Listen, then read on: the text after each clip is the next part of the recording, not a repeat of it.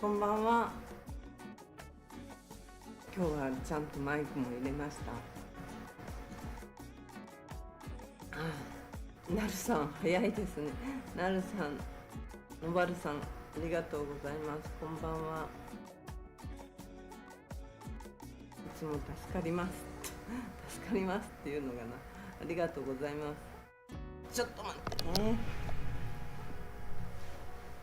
今日も暑いです。本当に全くまた雨が降らないし、本当にこの暑さどうにかしてほしいなって本当に思いますね。マジで雨が降んないと農作物も枯れていくんじゃないかっていうぐらい暑いんですよ、本当に。今日はタイパンゼンさんのチャンネルからプロットと、またマニャガハの今動画をお借りしてますね。ドローン撮影の。もし全部を見たかったら全チャンネルさんに後で見に行ってくださいね。今じゃなくて。いや本当に暑くて、今日もふらふらビデオとか撮って歩いてたんですけど、動画を撮ってたんですけど、もう汗が止まらない。昔は汗をかかない人だったんだけど、めちゃくちゃ汗かいて、もう T シャツとかが濡れるほど汗かきますね。いやこれは本当に暑いぞ。めちゃくちゃなんか天気がいいっていうわけでも、そんなにすごい天気がいいっていう状態でもなく、もうただただ暑い日が続いてるっていう感じかな。今日はね、観光客、韓国の人、何組かだけどすれ違いましたね。と UFO、 ムスタング、ピンクや黄色のがちょろちょろ走ってたんで、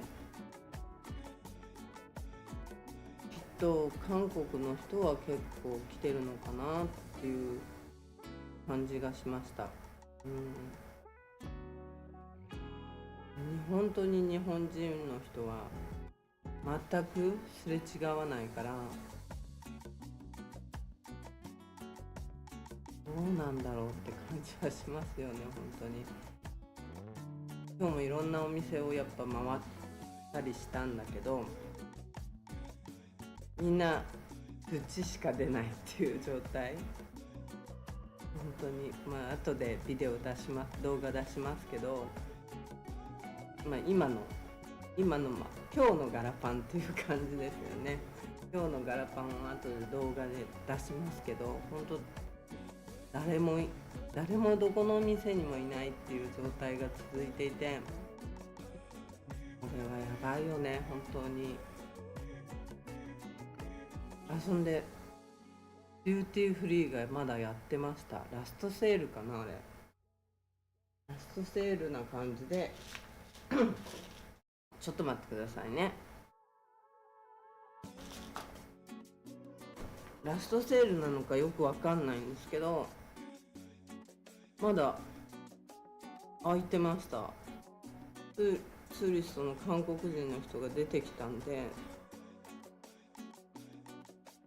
やってるんだと思って、ちょっとびっくりしましたね。もしかしたら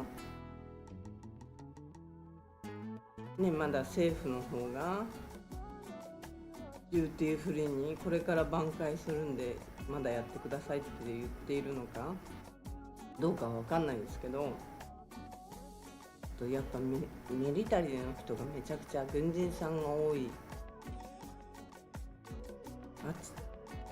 今日休みだったのかな、日曜日で休みの人も多かったのかもしれないんですけど、あっちこっちの店にアメリカ人っていうような雰囲気の人があっちこっちにちょこちょこっといたんで、これお休みでミリタリーがお休みで遊びにちょっと出てる人がいる。やっぱ軍事化が一番目の前に転がってるサイパンが立て直すもう一番の要因ですよね。で後でビデオに出てくるんですけど、ダイビングショップにもそのミリタリーの人たちがダイビングをしてるっていう人にもあったんで、そういう感じでやっぱ島が盛り上がっていくのかなっていうのもちょっと感じたかな。でも盛り上がるってほど盛り上がれないよね。このままだと今はね、関税どうすんだってぐらいの関税をトランプさんがかけたんで、でも実際の話、こんなに関税かけちゃったら、アメリカは中国から輸入してる方、アメリカが輸入してる方のものの方が多いわけだから、中国がアメリカから輸入してるものってそんなに多くないんですよね。調べてみると中国の約4倍のものをアメリカが中国から輸入していて、っていうことはやっぱり物価が上がるだけ、トランプ大統領はアメリカで生産性を求めてるんだろうけど、生産性なんてすぐに上がるもんじゃないから、10年20年その先のことを見据えて待つしかないのかなって。その間にでもサイパンなんかはサイパンの衣料品とか普通に小物とかフィリピンからも多いかな。フィリピン、アメリカ、中国、韓国から仕入れているものが多いと思うんだけど、中国からの関税が145になったんだっけ。で中国側が頭きたって言って125% になったんでしょ。これはちょっとね、サイパンでは本当死活問題になってくると思う。物価が高すぎて国内生産業を守るっていうか、守ってるうちに周りが崩れてちゃうよね。アメリカの製品で申し訳ないけど、冷蔵庫とかでも電気代ばっかり食って、そんなに柄は大きいんだけど、アメリカの冷蔵庫側は大きいんだけど中身がすごい小さいんだよね。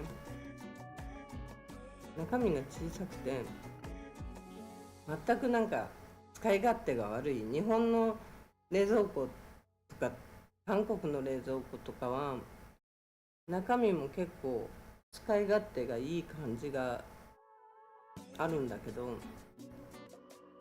アメリカの冷蔵庫って私最近ではないけど、台風の時に水浸しになっちゃって冷蔵庫を買わなきゃいけなく、冷蔵庫壊れちゃって買わなきゃいけないっていう状態になった時に、アメリカ製の仕方ないから冷蔵庫買ったんですけど、冷蔵庫の中に棚ってあるじゃないですか、こう仕切る棚。あの棚が別売りだったりするんですよ。もうちょっとびっくりしちゃって。であと卵を置くとことかもないし、アメリカの人卵使わないのかなっていう感じですよね。卵日本の冷蔵庫だと卵をちゃんと置くところがポコポコポコってあるじゃないですか。ああいうのないのね。ちょっとああいうのがめちゃくちゃびっくり。するようなことがあって、電気代も高いしね、あの辺がちょっとね。で結局はトランプさんからしたらメキシコ、ベトナム、インドとか友好国から仕入れしなさいよって言ってるんだろうと思うけど、もう今更ね、サイパンなんかは動きようがない、船がそんなに来てるところじゃないわけだから、ね、そんなメキシコとかベトナムからインドから輸入国を今からやるって言ってもかなり無理難題だよね。本当にちょっと半導体とかを中国から離したいわけでしょ、結局は。でも現実はね、中国の輸入品が結構必要なものが多すぎるでしょ。スマホだったり家電、衣類、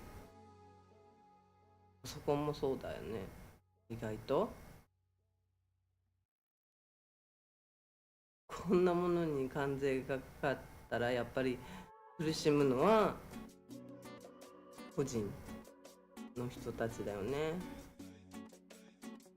アメリカに工場を作るって言ったって、サイパンにもし生産性を求めるって言ったって、サイパンに場所もなければ土地もなければ人もいないし、それこそビザの問題が発生してくると思うから、ビザ、コモンウェルスな利点はビザのことを知事が決められるっていう点が利点でもあるんだけど、まあアメリカとの協力は必要だけど、知事が決められるわけだから、ある程度やっぱりなんだっけ、昔あったのビザ、なんて言ったっけな、リタイアメントビザ、リタイアメントビザがね、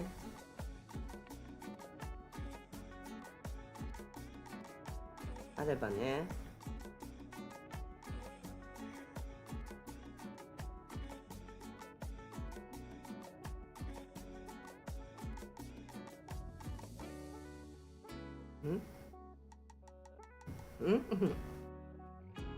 田原さん、じいさんばあちゃんのビザね。あ、そうですね。そんなじいさんでもないよ。あれいくつからって言ったっけな。今じゃじいさんでも何でもないと思うんだけど、50歳以上っていう当時言ってたと思うんだけどな。当時はだから、リタイアメントの人なんだと思ってたけど、今考えると50歳ってまだあれなのかなって、まあ自分がその辺の年齢になっちゃうからそういうふうに思っちゃうのかもしれないけど、ちょっとね、関税アメリカの方が先に値を上げそうな気がするんだけど、だって飛行機とかボーイングを輸入とかなんかそういう、まあ半導体もあんのか。でも中国がやろうと思えばできちゃいそうな人だったりするものの方が多いんじゃないかなって思うから、そうなってくると結構しんどいのはアメリカなんじゃないかなって思ってしまうような人の方が多いよね。10年20年先を待てばまだ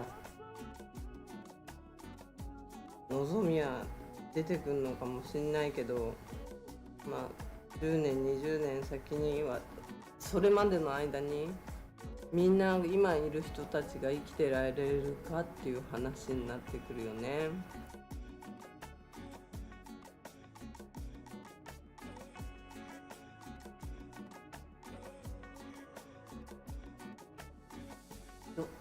トランプさんがだから昨日あたりも、昨日だっけ、昨日か一昨日や、昨日かなんかに、昨日だよな、配信中かなんかに、何かやめたっていう話を、何をやめたんだか忘れちゃったけどちょっとひってぐらい言ったと思うんで、ヒントは言わなかったけどひぐらい言ったと思うんで、なんか報道されてたよな、忘れちゃったけど、何だったっけな、なんか言ってたんだよね。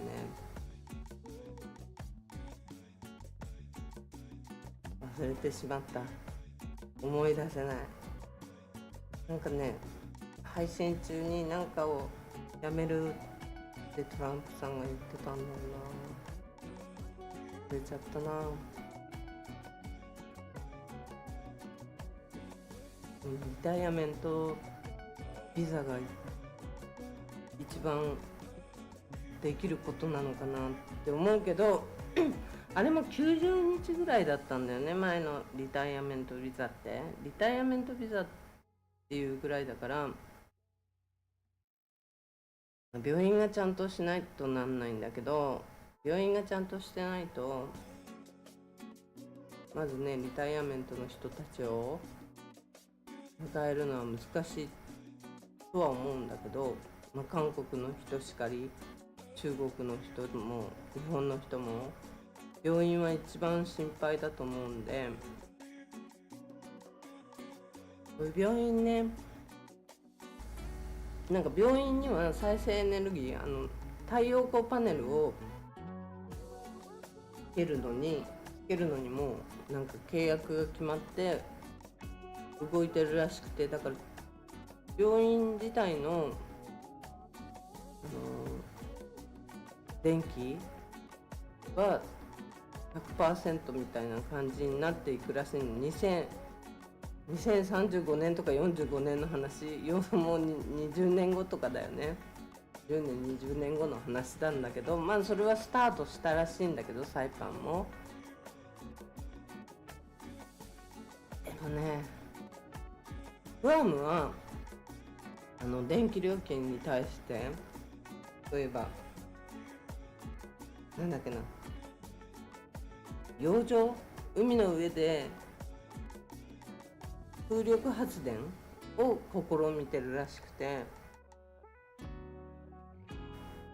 これはだからどっか一部だけとかじゃなくて大規模なもので、サイパンとちょっと違って、サイパンは病院とかだけなんだけど、一部分だけの小規模のものなんだけど、太陽光パネルじゃないや、風力発電のものをやろうとしてるらしいのね。やっぱグアムとサイパンってそういうとこも違いが出ちゃうよね。グアムはだからアメリカの補助がめっちゃ出てるから、もちろんそれで進めていけるんだけど、こんな近いのに30分ぐらいの距離なんだけど、飛行機で30分ぐらいの距離なんだけど、やってることがめっちゃくちゃ違うんだよね。サイパンはだってこの状況下において税金上げるとか言ってるからね、ちょっとびっくりなんだけど、ありえないだろうっていうぐらい、みんなね、本当に観光で生きてる島だから、観光客いなきゃどうにもなんないんだから。で、売り上げに対して税金がかかっちゃうから、そこがまたみんな苦しむところ。25ドル売り上げたとしたら、それは少なすぎるんだけど、そこに対して売上税っていうのが毎月かかってきちゃうから、その他にね、法人税が年間1回、それは利益に対してかかるんだけど、そういうのがどんどん増えてっちゃったら苦しむだけだよね。ホテルだってもうガラガラだと思われるんだよね。あそこのクラウンホテルはミリタリーの人が結構泊まってるみたいで、うじゃうじゃお外にもいたけど、あの辺の人は結構潤ってんじゃないかなっていう感じではあるよね。あとはもう全くっていう状態に見えましたけどね。あの状態でミリタリーの人たちが増えてんのにクラブとかそういうものがないっていうのが、でもアメリカの人ってなんだっけ、あそこがそうだ、後でネタバレになっちゃう。ちょっと後でビデオを出すんだけど、これも今話しちゃうとちょっとネタバレになっちゃうな。とにかく新しい魅力を見つけるってね。新しい魅力って何かあります？サイパンって。昔今ね、カヌーの人たちが言ってたんだけど、やっぱ地域の歴史や文化を深く学ぶみたいなことも必要だって言ってたんだけど、それ昔 PDI さんかなんかが山の上でやってたんですよね。どっかでやってたんですよ。それなりに来る人は、観光客が来てたからね、それなりに来る人は来ると思うんだけど、それだけじゃやっぱりね、麦わら帽子みたいの作ったり、バナナの葉で作ったりなんだりっていうのを昔やってたんですけど、それだけじゃどう思います？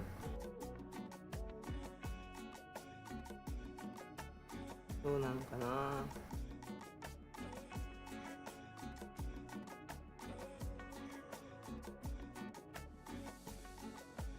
どうなんだろうね、そういうのは。そういうのもあってもいいけど、それがメインとしては成り立たない。一回行けばいいでしょ。もしサイパンに来たとしたら一回行けばもう別にもう一回2回3回行くものではないと思うから。行きたくないわ行きたくない。そうだよね。そんなにね行って楽しめる。一度行けばね、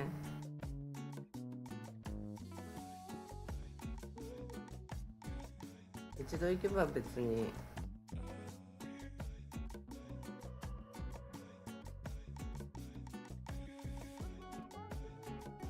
あとは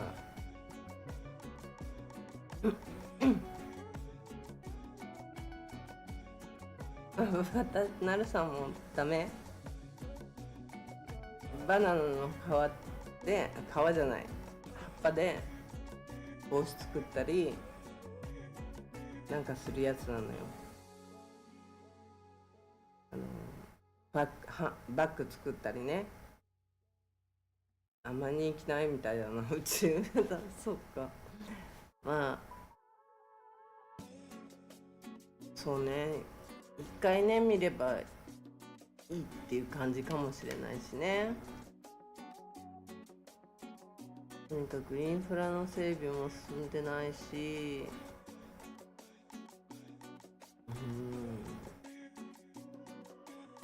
どうなんだろうね。リタイアメントビザが結構有力っていうか、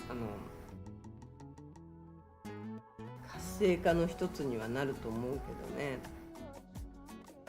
50過ぎて暇な人いっぱいいるでしょ、意外と。そういう人たちがゴルフしに来たり、ゴルフで滞在しながらずっとね、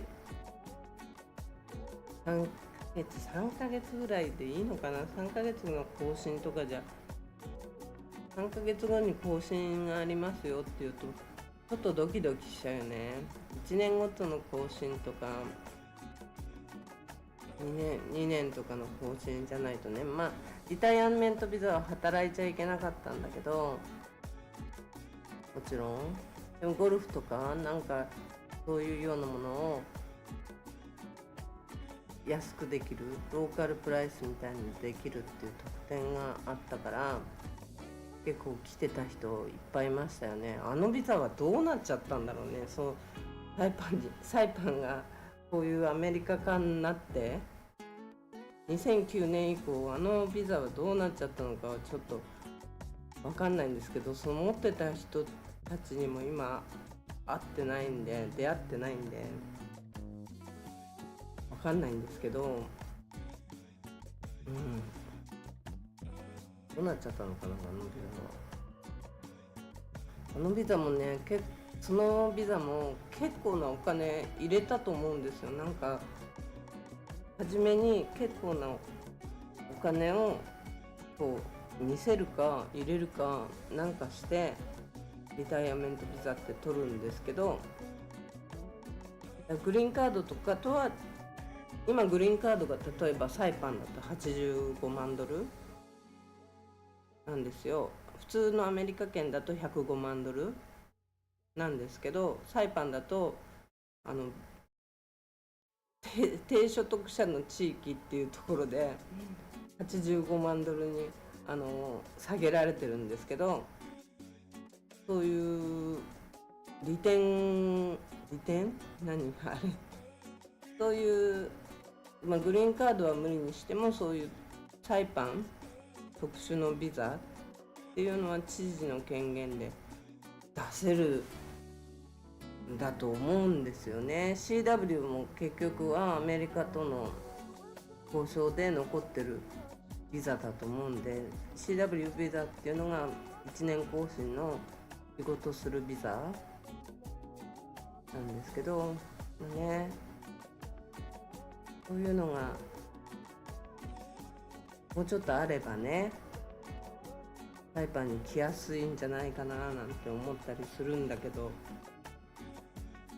深夜さん、こんばんは。こんばんはです。ありがとうございます。今日も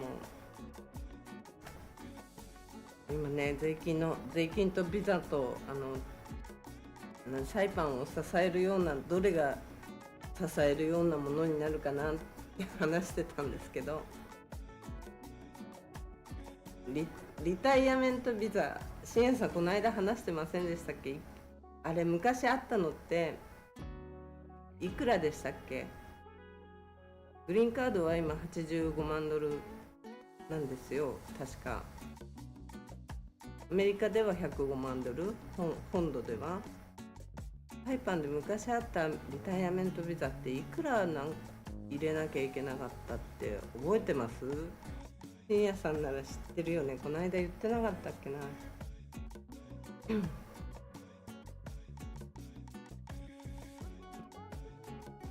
いくらだったっけな。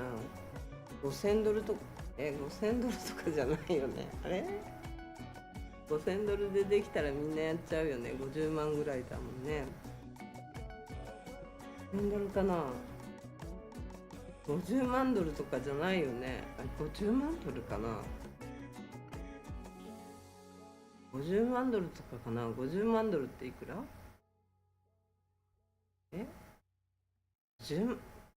？50万ドルってことないよね。5000ドル、5万ドル、いや500万ってこともないかな。50か、やっぱり5000万円、いや5000万円かな。ちょっと忘れちゃったな。まだっけな。深夜さん覚えてませんかね。1000ドルでリタイアメントビザができたらみんな来ちゃうよね。そんなわけないよね。そんな安くないよね。昔はね、サイパンも、ハイアットもしっかり日本の企業が結構いたんです。今グランビリオさんと、あと大企業で言えばグランビリオさんとどこだっけ、アクアリゾートぐらいになっちゃったのかな。前は火力発電の方にも日本の企業が携わってたと思うし、あとダイキンだったっけな、ダイハツじゃないからダイキンだよな。ダイキンとか東芝もいたわ。東芝って日本でもないのかな。あるよね。東芝は日本でありますよね。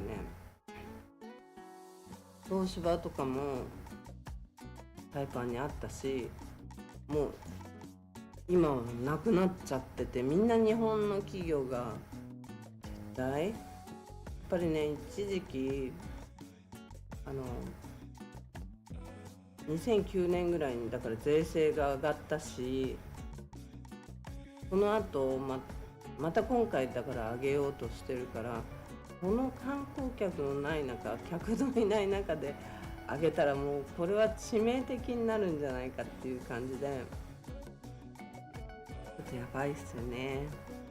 で、リンヤさんも来てくれたんで、今日の動画を上げていこうかな。どこだっけ。また変なとこ押したら、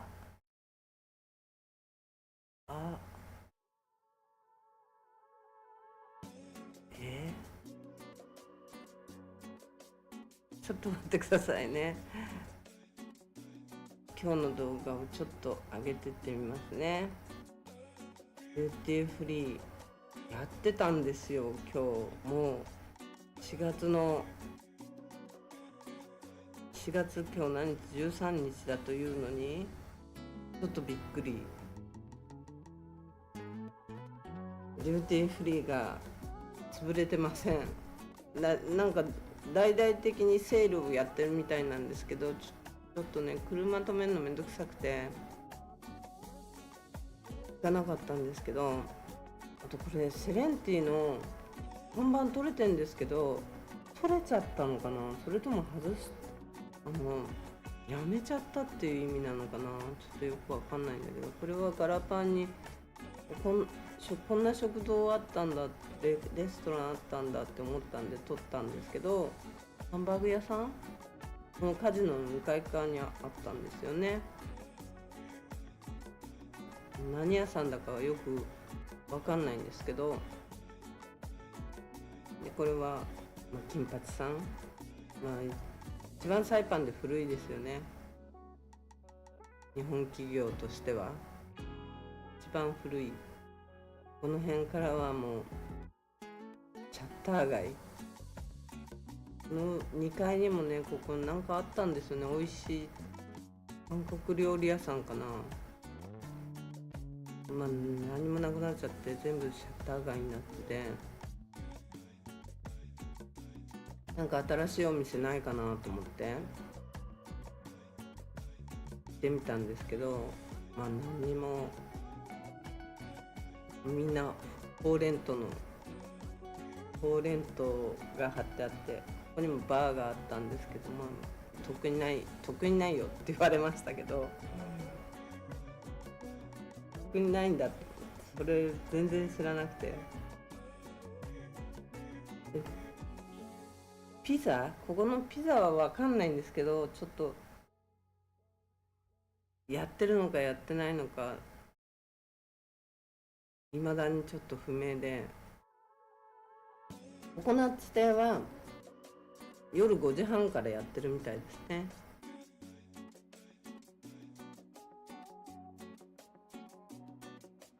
やってないのかと思ったんですけど、ココナッツ亭もこの辺全部こっから向こう側全部クローズなのかと思ってたら、でちょっとずっと歩ってて、このスパから先、なんだっけ、このホテル、マイクロビーチホテル、この間昨日だっけ、散々盛り上がったマイクロビーチホテルは完全に閉まってて、射撃屋さんももう何もいないですね。何にもなくて、全部閉まっちゃってる状態ですよね。この辺にこのエデンのとこになんだっけ、ケンタッキーがあったって話ですよね。ケンタッキー全く覚えてないんだけど、この辺にコンビニみたいのもあったんですけど、全くなくなっちゃってるし、ここ前にうちが入ってたとこなんですけど、その後になんだっけ、カジノ屋さん、カジノの下の会社がバーをやったらしいんですけど、まあ閉まってますね。全部閉まってますね、この辺ね。何にもやってない状態で、このエデンのビル、ここにケンタッキーが入ってたっていう話ですよね。全然覚えてないです。ケンタッキーここにあったんだって感じですよね。まあエデンも今やってないんですけど、でハヤトの入り口、まあハヤトじゃないけど今なんだっけ、なんとかなんとかビーチで、ここスパマッサージ屋さんがちょっと空いてたんで入ってみましたね。元気に働いてました。1時間25ドルですよって言ってました。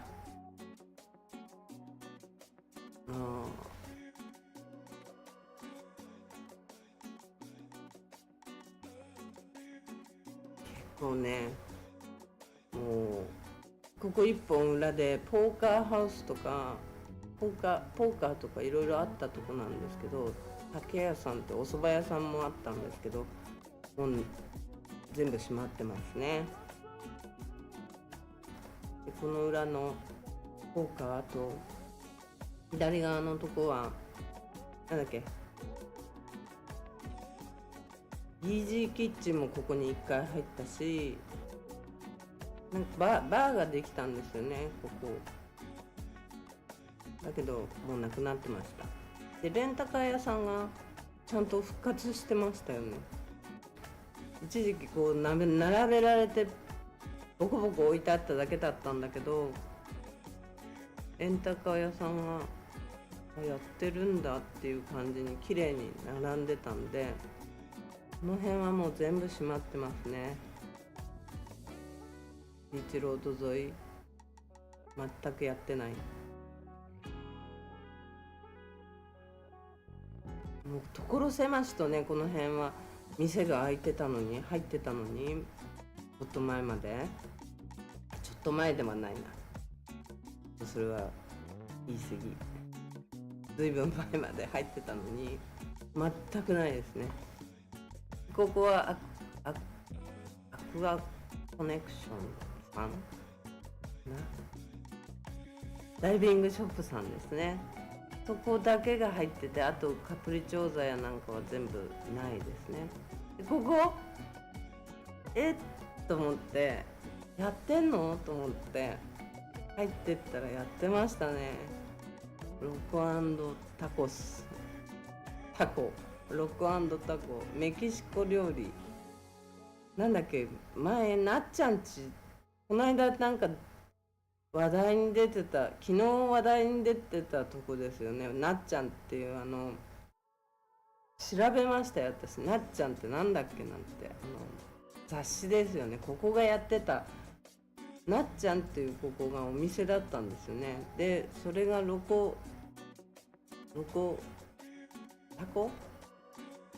タコっていうので、メキシカン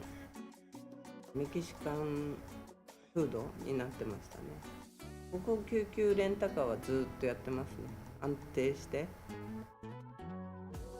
ここちなみにうちのチャンネル登録してると 10% ぐらい安くなるんですよね、確か。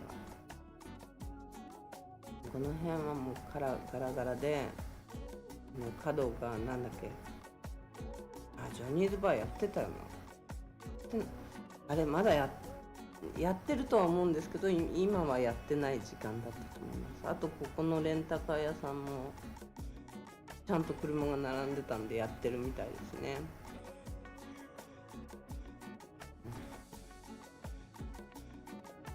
ベルデスパは吉沢さんのお店ですか？ベルデスパ、さっき撮ったとこですよね。さっきのベルデスパ、吉沢さんって誰？ベルデスパはリュウさんのお店ですね。中国人の方、昔から中国の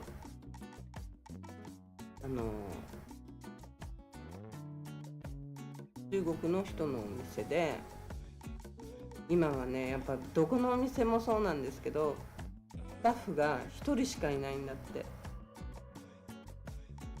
ベルデスパ吉沢さんって誰だ？どの吉沢さん？まさかの吉沢さんかな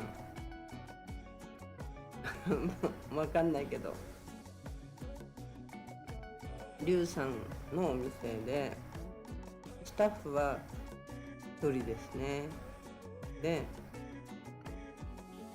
どこのマッサージ屋さんもスタッフが1人とかしかいないんですよ今。全くいなくて、多分だからお客さんが入ったら来る子がいたりするんだと思うんですけど、他のお店から来るとか、そういう協力し合ってるんだと思うんですよ。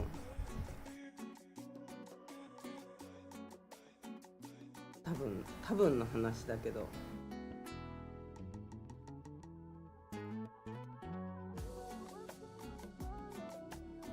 多分なんだけどね。ここのレストランもハンバーガーが書いてあって、何屋さんなんだろうって。ちょっと中入るのは車が止めらんなかったんで、ちょっと止めるのがちゃんと止めるのがめんどくさかったから中は入っていかなかったんですけど、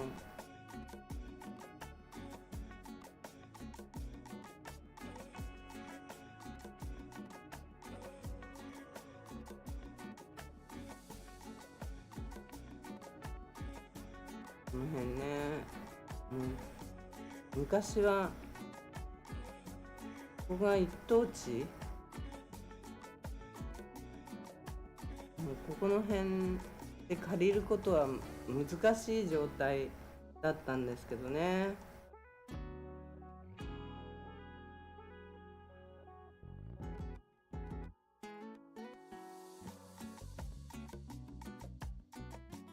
この辺ね、ベルデスパって角のことだよね。ベルデスパってね、リュウさんのお店のことだよね、きっとね。店屋さん、そうですよね。あ、ごめんなさい。なるさん、ゴールデンウィーク明けもデューティーフリーやってますか？いやー、どうなんだろう。ゴールデンウィーク明けもやってんのかな、デューティーフリー。iPhone どうしようかな、ビデオ出そうかな。あれどこ行ったんだろう。ビデオがちょっと見つからない。動画入れたのにどこだ。違います。深夜さん、アビス経営者違います。ベルデスパはリュウさんといって中国の方です。日本語ベラベラの。違います。郁夫さんじゃないです。よく知ってるな。ベルデスパっていうんだ、ここ。全然知らなかった。名前を知らなかった。ね、この辺こっち側って昔からこのビルとかはもうずっと空いてたんですよね。昔からね。あんまり本当に違う意味のお化けが出るっていうビルだったから、私も入ってびっくりしたっていう感じのとこですね。あとはどうかな、この辺2階とか3階はアパートになってたんだけど、アパートも入ってんのかな。これだけ働く人が少なくなってきたら入ってないのかもしれないな、もしかしたら。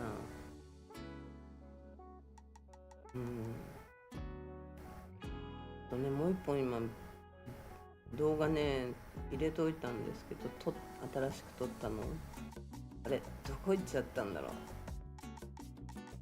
う。ゴールデンウィーク明けほんとデューティーフリーやってんのか聞いてくればよかったな。なんか車が止めづらくて、入っていくのにめんどくさくなっちゃってやめちゃったんですよね。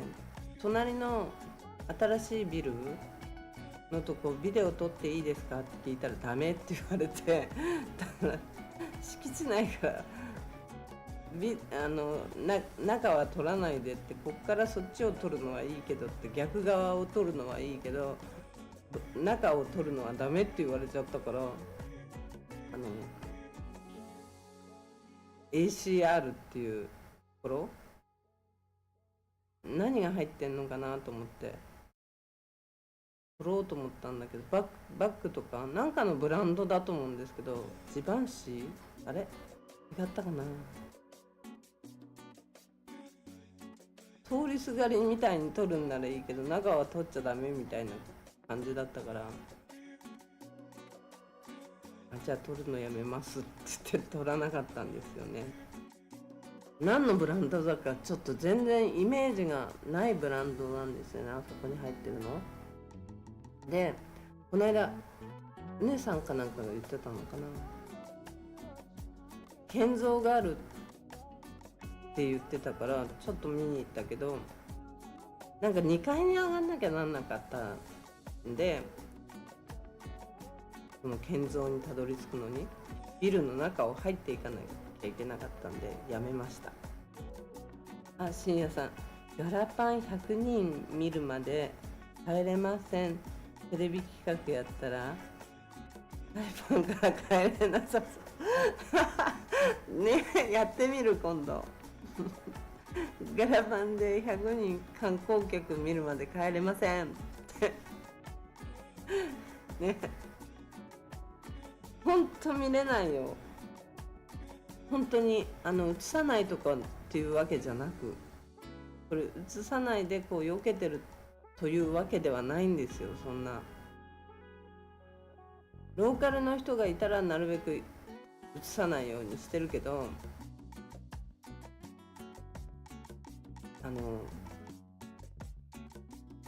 わざわざ避けてるのはないんですよ。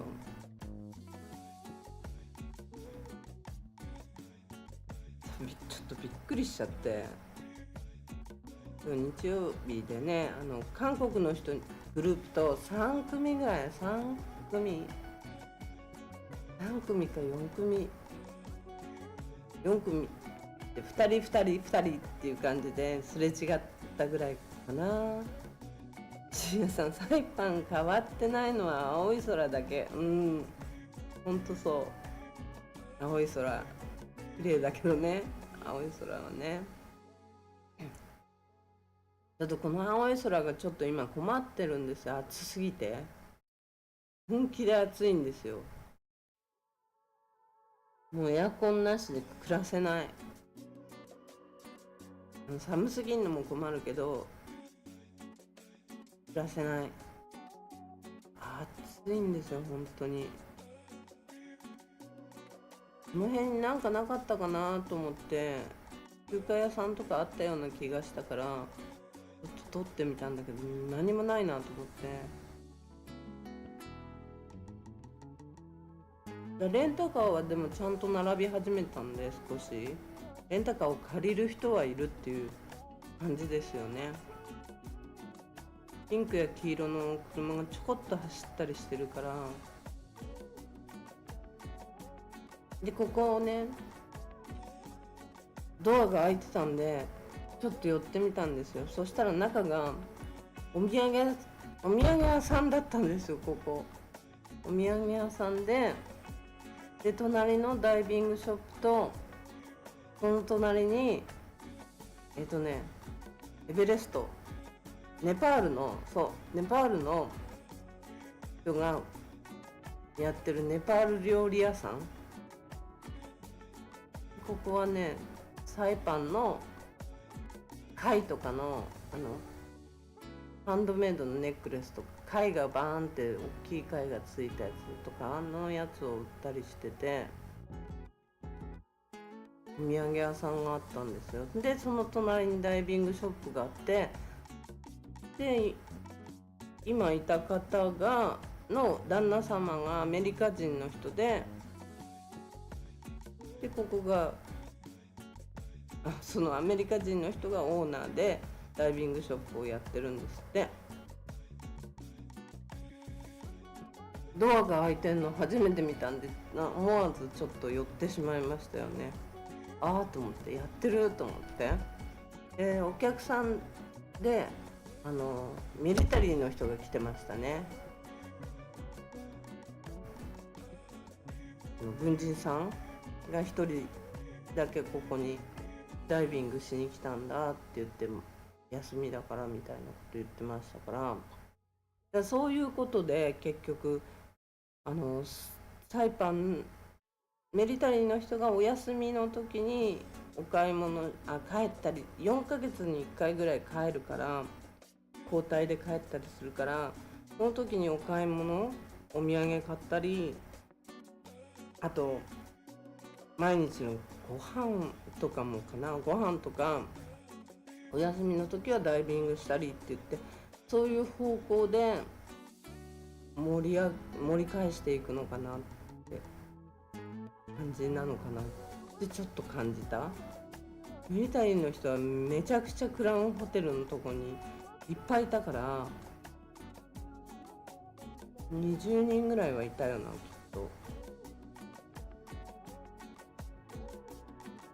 かなりいるんで、ああいう人たちでも20人ぐらい、2、30人ぐらいじゃダメだけどね、2、30人、何千人っていう単位で、グアムには沖縄からのお引っ越しした4000人ぐらいが入って、4000人のうちにね、20人とか30人じゃちょっと、20人30人をサイパンの中で取り合うんじゃちょっとね、経済的に回らないけど、これが2000人3000人っていう単位になってくれば、サイパンもちょっと2000人3000人じゃダメか。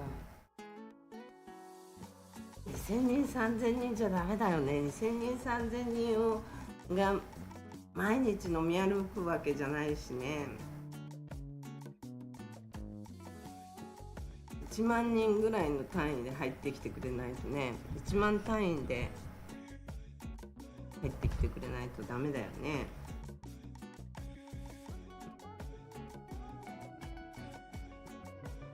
だよな。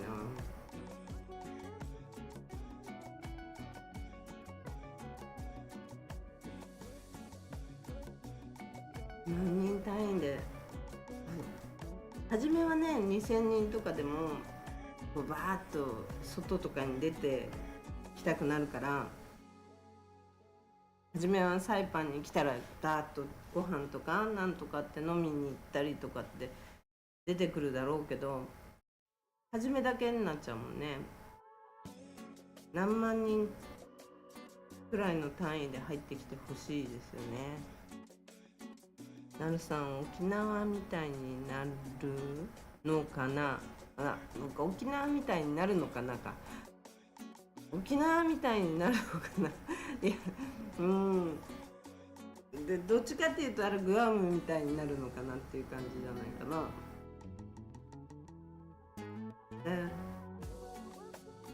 どうなんだろうね。サイパンは場所がないからな。だからテニアンに本拠地が、そういうミリタリーの人が、そうだ、言ったっけこれ、テニアンで、そうそうそう、日本食のコックさんを募集してるんですよ。日本食屋さんができたんですって、中国人のオーナーで、テニアン島に。だからテニアン島にはもう和食のお店がオープンしたらしいから、でもコックさんが和食を作れないらしくて、和食のお寿司を作るコックさんを募集してるってこの間言ってましたね。だから和食できたんだと思ったんですけど、言ったっけなこれ、言ったかどうかも忘れちゃった。すいません。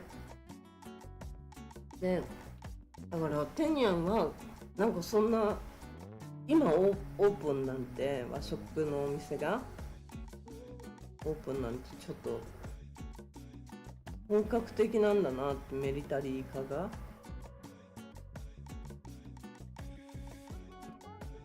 みたいっていうか、グアムみたいになっていくのかなっていう気はしますよね。でテニアンでことが全て済むようになってしまうと、テニアンが盛り上がる。テニアンにみんな今の状態だとテニアンに住んでもミリタリーの人からしたら、テニアンに住んでもサイパンに住んでも変わりがないから、どっちにしてもどっちもどっちで何もないっていう状態だからね、新しく来た人には分からないことだと思うんで、どっちもどっちもそんなに変わりない。ちょっとだけサイパンの方がお店があるかなっていう感じで、今回その和食屋さんがテニアンでできたっていうことになってくると、テニアンでビジネスがこう回っていっちゃうと、サイパンにはおこぼれしか来なくなっちゃうのかなとか、どうなんだろうって感じだよね。テニアンで本格的にミリタリー化をしていっての、サイパンは観光業でまだ復活しようと思ってるのか、カジノもなしに、もう今更なんかカジノもなく何もなくっていう状態じゃ、新しいビジネスをやろうとする人はいないんじゃないかなっていうのが思えるんですよ。なおかつ税金も上げるって、これで税金も上げるって言ったら、今やってる人たちが撤退しちゃうんじゃないのっていう声の方が強いし、もうだって誰に聞いても政府の悪口しか言わないもんね。言ったところでどうにもなんないんだけど、飛行機が飛んでないしって、それももちろん政府がいけないわけだから、誰が悪いわけでもないよね。今まで政府がその辺のコントロールをしてこなかったから、結局はいなくなっちゃったわけでしょ。でもね、グアムにも誰も飛んでないんだって言ってた。今日聞いたんだけど、グアムにも誰も飛んでなくて、ノースウエストってあるの？ないよね。ノースウエストが飛んでるってその人言ってたから、怪しいな。ダメ通り過ぎてください。どうぞはい、どうぞ。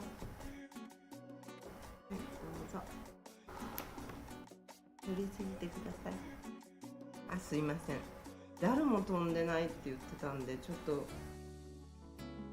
でもノースウエストっていう会社ないよね。デルタだよね。デルタと言い間違えたのかな。デルタが飛んでるだけだよ。ノースウエストが飛んでるだけだよってさっき言ってたから、ちょっと待って、ノースウエストってないよね今。あるのかな、ノースウエスト航空。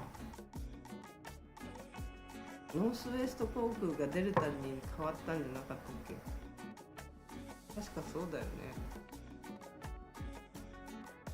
怪しいな。はい、JAL も飛んでないって言って、とにかくグアムにも飛行機が、まあでも毎日飛んでるんだろうから、それはね、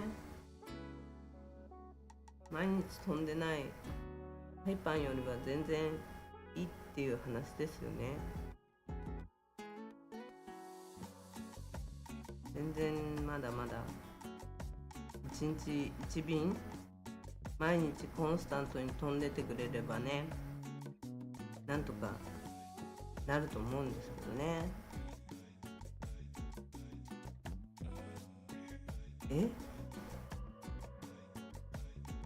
ちょっと待って、なんかやっちゃった？やってないよね。大丈夫だ、よかった。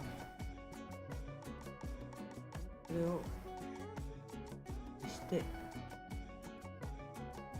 あれ何がついた？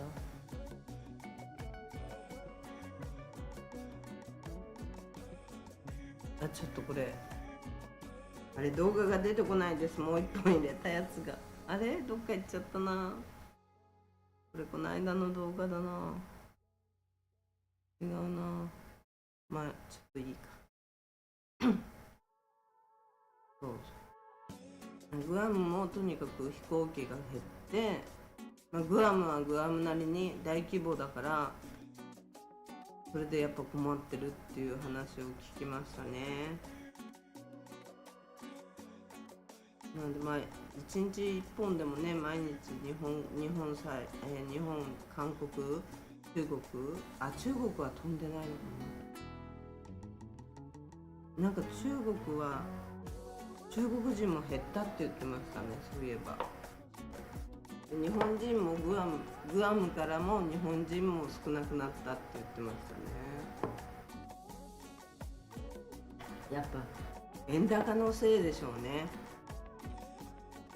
円高がやっぱ効いてるのかなっていう感じがするんだけど、昔でも140円ぐらいの時、普通にまだ来てましたよね、日本人の人って。今の方が何か危機感があって海外旅行を避けてるのか、日本旅行の方が、沖縄とかあの辺が結構人気だし、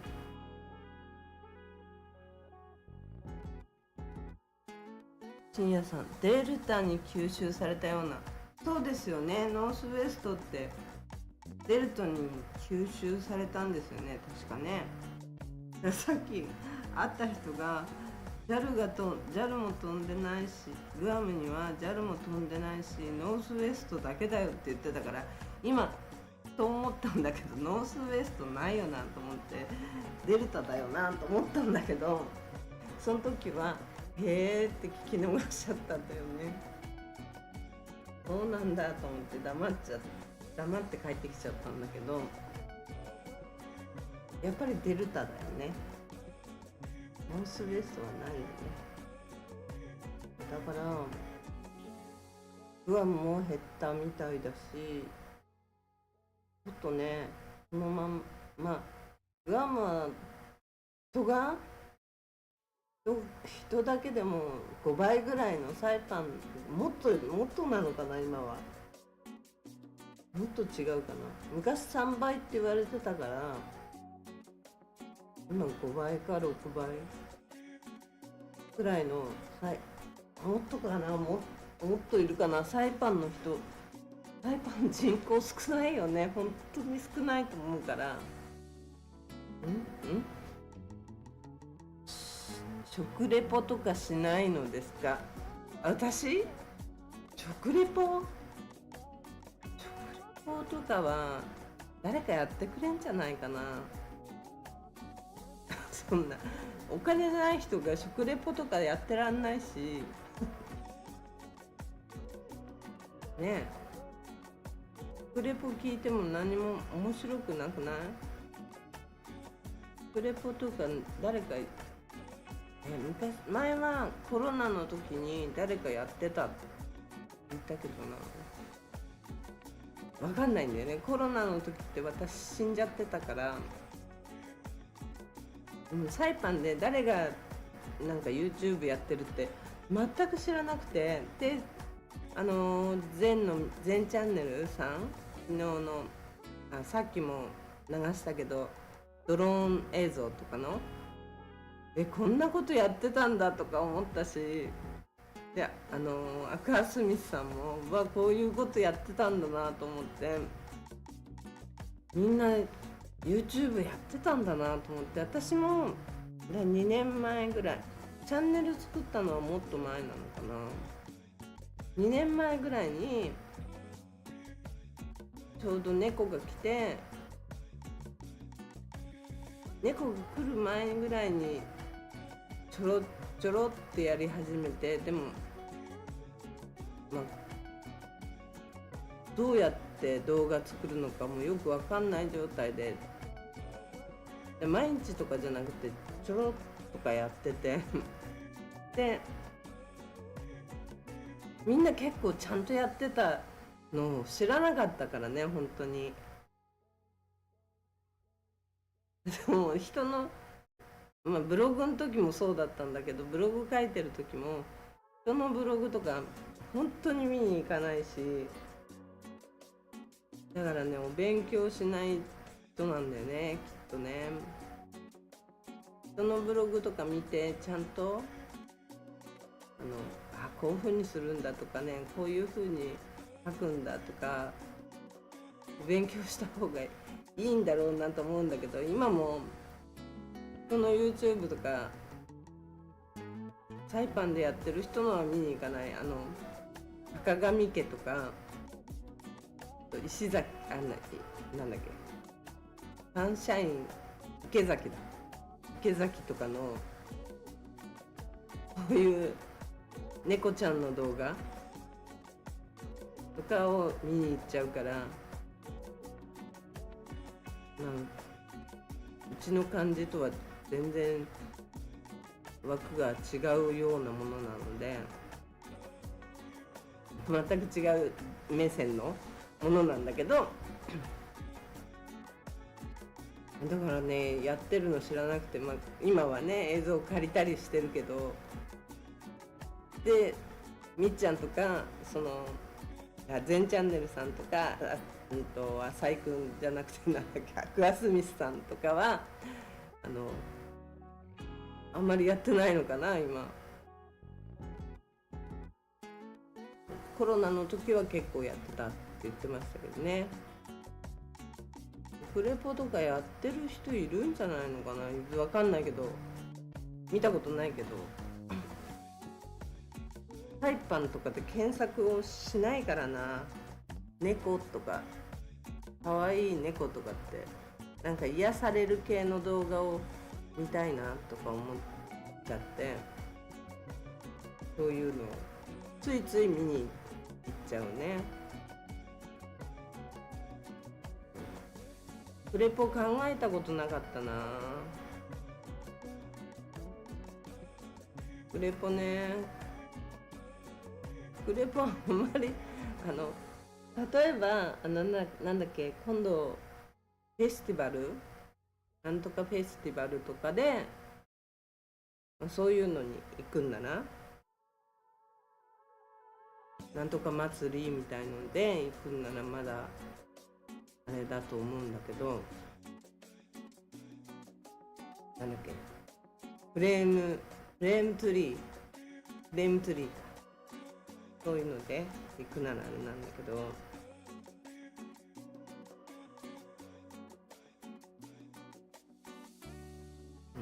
あんまり全然考えたことなかった。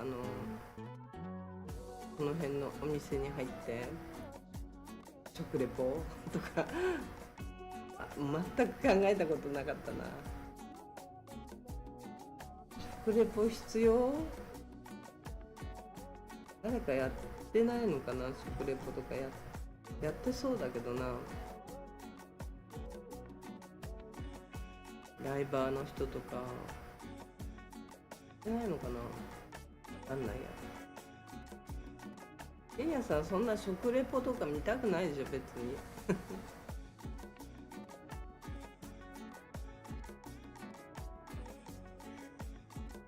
そんな興味あるかな。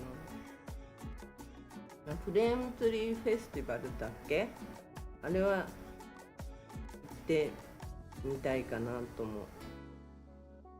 う。なんか今考えてるけど5月だよね、まだ先の話だからあれだけど、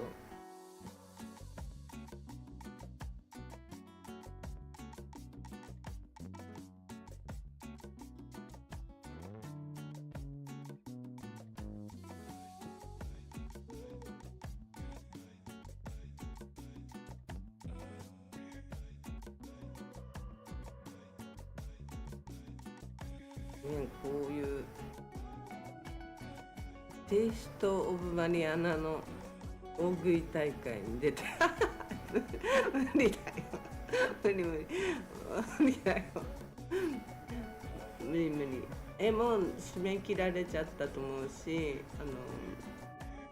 これ海じゃないじゃん、これ海なのかと思って映したのに海じゃないじゃんね、この動画。港と山って書いてあるのに全然港と山じゃないな。テイスト・オブ・マリアナの大食い大会5月だっけ、5月。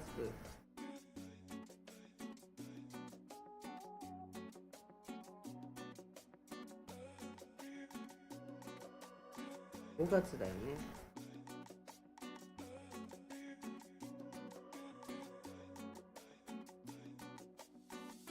5月の第1土曜日、毎週土曜日とかなんか言ってたような、言ってなかったような、なんかあんまり気にしてないから忘れちゃうんだよね。もうほんとお客さんがいた時に過去にも1回か 2回か3回行ったか行かないかだから、テイスト・オブ・マリアナとかフレームツリーフェスティバルとかそういう系のやつってそういうとこ行くよりなんか飲んでる方がいいっていうお客さんの方が多かったから、全く行ったことないに等しい。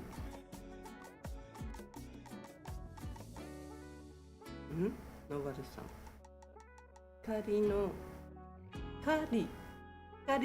光か、私か。光の声がなんか眠くなるんよ。波長かなすいません。まあ喋ってることもね、面白いこと別に喋ってないし、だから眠くなっちゃうのかもしれないけど、だからいつも初めだけで出てこないのか。最近初めの方だけでノバルさん出てこなくなること多いですよね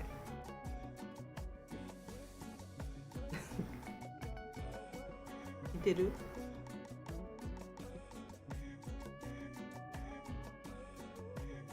聞いてるかな。ノバルさん初めに元気よくご挨拶してくれるのに、結構後になると来ない、何も反応なくなること多いです。寝てまう寝てまうね、寝てしまうってことか。すいません。OBS 再接続に成功。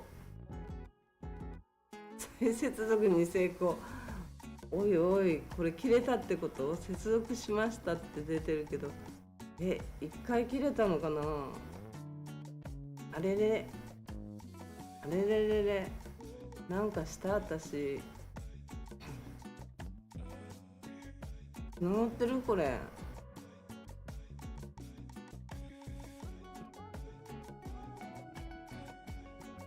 なるさん大丈夫です。あ、繋がってる。くるくるしたのかな。あ、繋がってるんならよかったです。よかったです。なんかね、今 OBS だけじゃなくて YouTube の方にもチャットが切断されました。再接続するまでしばらくお待ちくださいって出て、その後接続しましたって出たんですよ。ちょっとこんなのOBS の方だけには出ること多いんですけど、 YouTube の方に出るのは初めてなんでちょっとびっくり。なんじゃこれ。大丈夫なのかな。サイパンの最近ここのとこインターネットがめちゃくちゃ遅いんですよ。普通に私が YouTube を見ようとしても YouTube がくるくるくるくるなっちゃって見れなかったり、あと本当にくるくるくるくるが多いんですよ。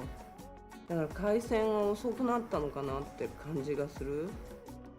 この間の携帯でのライブだって、携帯でのその場のライブね、さっき深夜さんが言ってくれたガラパン100人見るまで帰れませんっていうのやってみたいけど、この間みたいな映像じゃ嫌でしょ。なんかなんだっけブロックみたいな状態。相当遅いんだよね、携帯の。これ携帯のやつはアンリミテッドっていうのになってるはずなんだけど、多分わかんない。何に入ってるんだか、機械ごとって変だな。携帯ごと買ったセットでそのまんまの状態だから、2年契約とか3年契約だから金額も高いまままだ払ってんだけど、もう2年ぐらいは経ったと思うんだけど、もう早く安くなってくれっていう状態でいるんだけどね。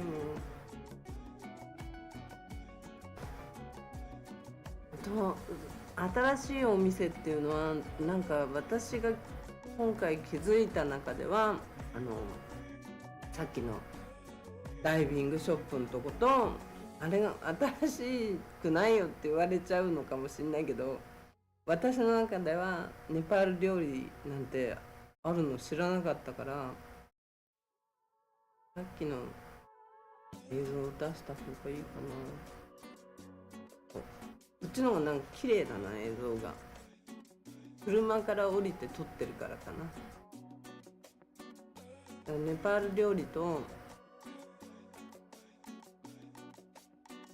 あの辺のダイビングショップがあったことを知らなかったから、ちょっと私としては発見だったんですけどね。このカジノがちょっと復活してくれるとな。お客さんも来やすいと思うんですよね。カジノがあるから行くっていう。カジノがあるからお客も呼び込める。カジノがあるから飛行機も飛ぶとかね、そういう感じになると思うんだけど、もう利権とお金のなんかいろんなものがうごめいてそうで、あっちに着くんならやんないとか、こっちに着くんならやんないとか、そういうようなことで動いてそうで、マリアナリゾートのホテルの件も同じようなもんじゃないですか、結局は。で毎月お支払い、管理費に支払ってるぐらいならとっととね、イーランドさんにお貸しして早く始まった方がこんな観光客がいない中でビジネスやってくれようとしてるところがあるのに、なんで渡さないのかが不思議でしょうがないんですよね。絶対利権だと思うんですよ。お前が管轄するなら俺はやんないとか、俺が管轄するんならとかっていうような話がうごめいてるんだと思うんですよね。そういうとこがグアムはススススッと話が進んで、あんだけでっかい規模の市場になったんだと思うんですよ。ミニハワイって呼ばれるように。サイパンその辺がね、ちんたらちんたらやってるから、詐欺だの横領だのなんだのって汚職、そういうのにうごめいてるから、何も進まない。ほんとダークですよね。もうだってどこのお店行っても聞けば聞くほどみんな今回税金がまた上がるんだよって言って、もうそんなのもう店やってらんないよっていう人の方が多いからまあその話今日だけで何件聞いたか分かんないですね。たまたま出会った人にもそういう話をされましたね。観光客と会うよりそういう人と会って、そういう人の方の話の方が多かった。これじゃダメでしょうね。昔は何があったからよかったんだろう。サイパンってカジノはテニアンにあったわけで、それでも観光客がサイパンに来てたのはやっぱいろんなお店がちょこちょこちょこちょこあったから、そういうので活気づいてたわけで、この状態じゃ気はないよね。これ全部空だからね。全部フォーレントの状態、もう中身捨てて帰っちゃったっていう状態。ち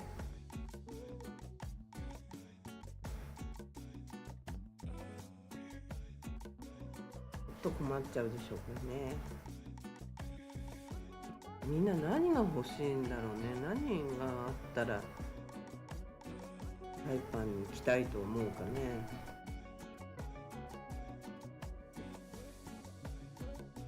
癒しとかって言ったらもう何がじゃあ癒しなんだって話になっちゃうしな。自然いっぱいだからね。それだけで癒しでしょ。ジュニアさん、スターリンク使えますか？使える。月ね、$75ぐらい。初めの初期設定が$500ぐらいかかるらしいけど、毎月$75ぐらいでスターリンク使えるみたい。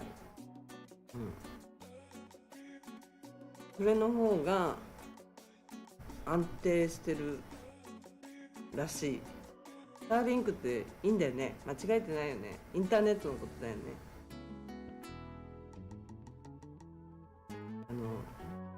誰だっけ、あの人、イーロン・マスクさんの買えるらしいですよ。あっちの方が月$75くらいで安定してて、台風の時とかもそれの方がいいらしいっていう話をしましたね。本当かどうかは使ってないんで分かんないんですけど、前はドコモが入ってきて、ドコモと IT&E があって、ドコモが台風で全然つながんなくなっちゃったんですけど、 IT&E はつながってたんですよ、当時台風の時で。私 IT&E に変えたんですよ。で次の台風の時に IT&E 全然つながんなくて、皆さん今は旅行会社にサイパンのパンフレット置いてない置いてない。昔からでもグアムサイパンって言ってグアムとサイパンが一緒だったり、サイパンなかったよね、昔から意外と。グアムっていうのはよく見かけたけど、サイパンって書いてあるのがまずなかった、昔から。それでもまだなんかグアムサイパンって書いてあったのがあったんだけど、今ないのかな、グアムサイパンっていうのも。サイパンってちっちゃく書いてあるのもなくなりました？どうです？検索すれば出てくるぐらいの話なのかな。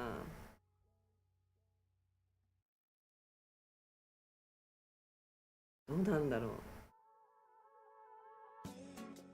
私はね、どうなんだろう。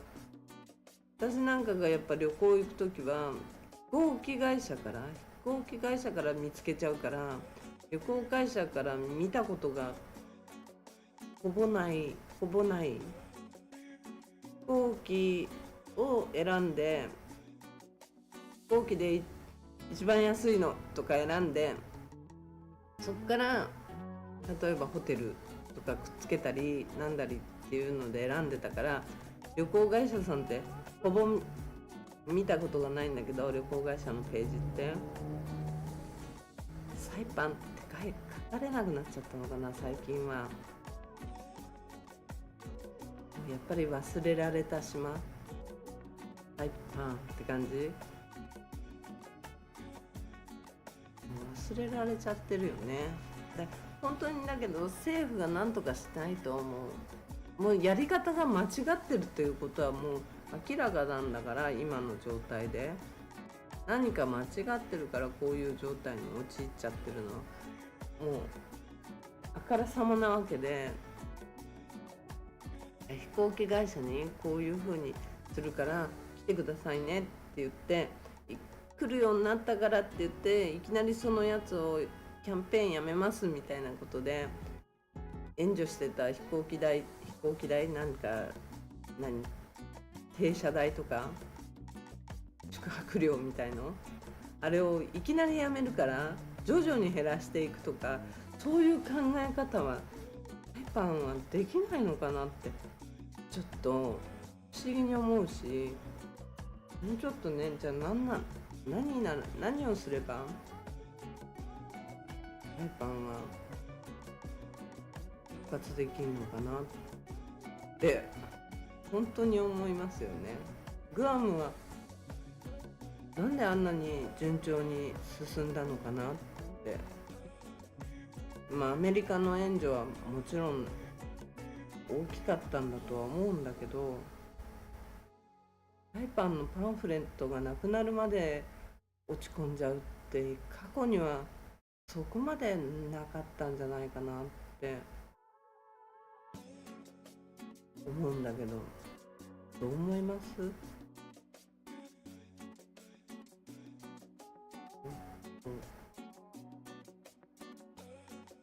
グアムはね、風力発電だって、さっきも言ったけど風力発電だってバンバン大型のプロジェクトで始めてるし、まだ1ミリも動いてないみたいだけど、投資する会社もこれから決めるみたいだけどね。海にどこに建てるかっていうので結構問題になってるらしくて、ここからは見えちゃうからダメとか、この辺はお魚が釣れなくなっちゃうからダメとか、そういう問題に発展してるらしいけど、でもアメリカ資本の、プロジェクトだから、絶対に動いてはいくと思うんですけど、サイパンはそういうのもないし、これから完全戦争も、もっと激化するのか、トランプさんが値を上げるのか、ちょっと値を上げないとサイパンなんてやっていけなくなっちゃうから、物価ばっかり上がって観光客はいない。ミリタリーは数人しか来ないんじゃどうにもなんないよね。2、30人のミリタリーの人を島中で取り合う状態じゃね話にならないから、何千人何万人1万人ぐらいは来てくれないと、ね、そうするとねポリスがいないからまた大変な問題が起きそうだし、もうなんかほんと卵が先か鶏が先かっていう状態になっちゃうと思うんだけど、まあ、絶対にミリタリーの人はもう受け入れてる状態だと思うから、本当に増えてるから、アメリカ人っていう感じの人がちょっとイケメンっぽい人たちが増えてるからね。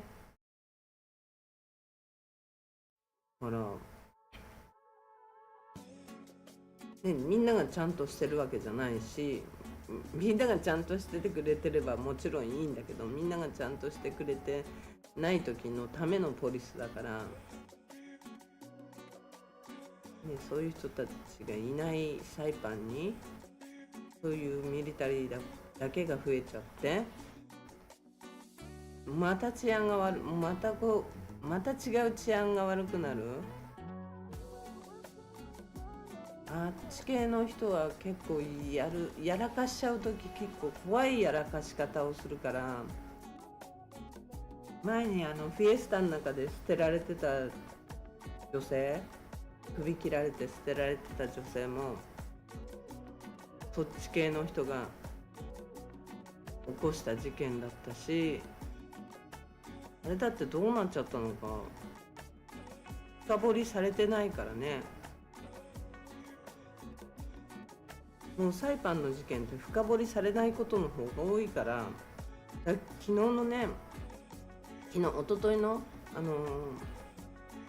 マリアナスバラエティの人のコラムはちょっと本当に私はびっくりしたけどね。政府批判言うのかって、そんなこと言っちゃうんだと思ったけど、ちょっとびっくりしたけど、まあああいう風に変わってってくれないと何も政府も変わんないと思うから、少しでも言ってくれるんなら本当ありがたいと思うね。良くない部分は良くないっていうことをちゃんと言う。綺麗ですよ、いいですよって言って騙された投資家が増えるのは本当に嫌だし、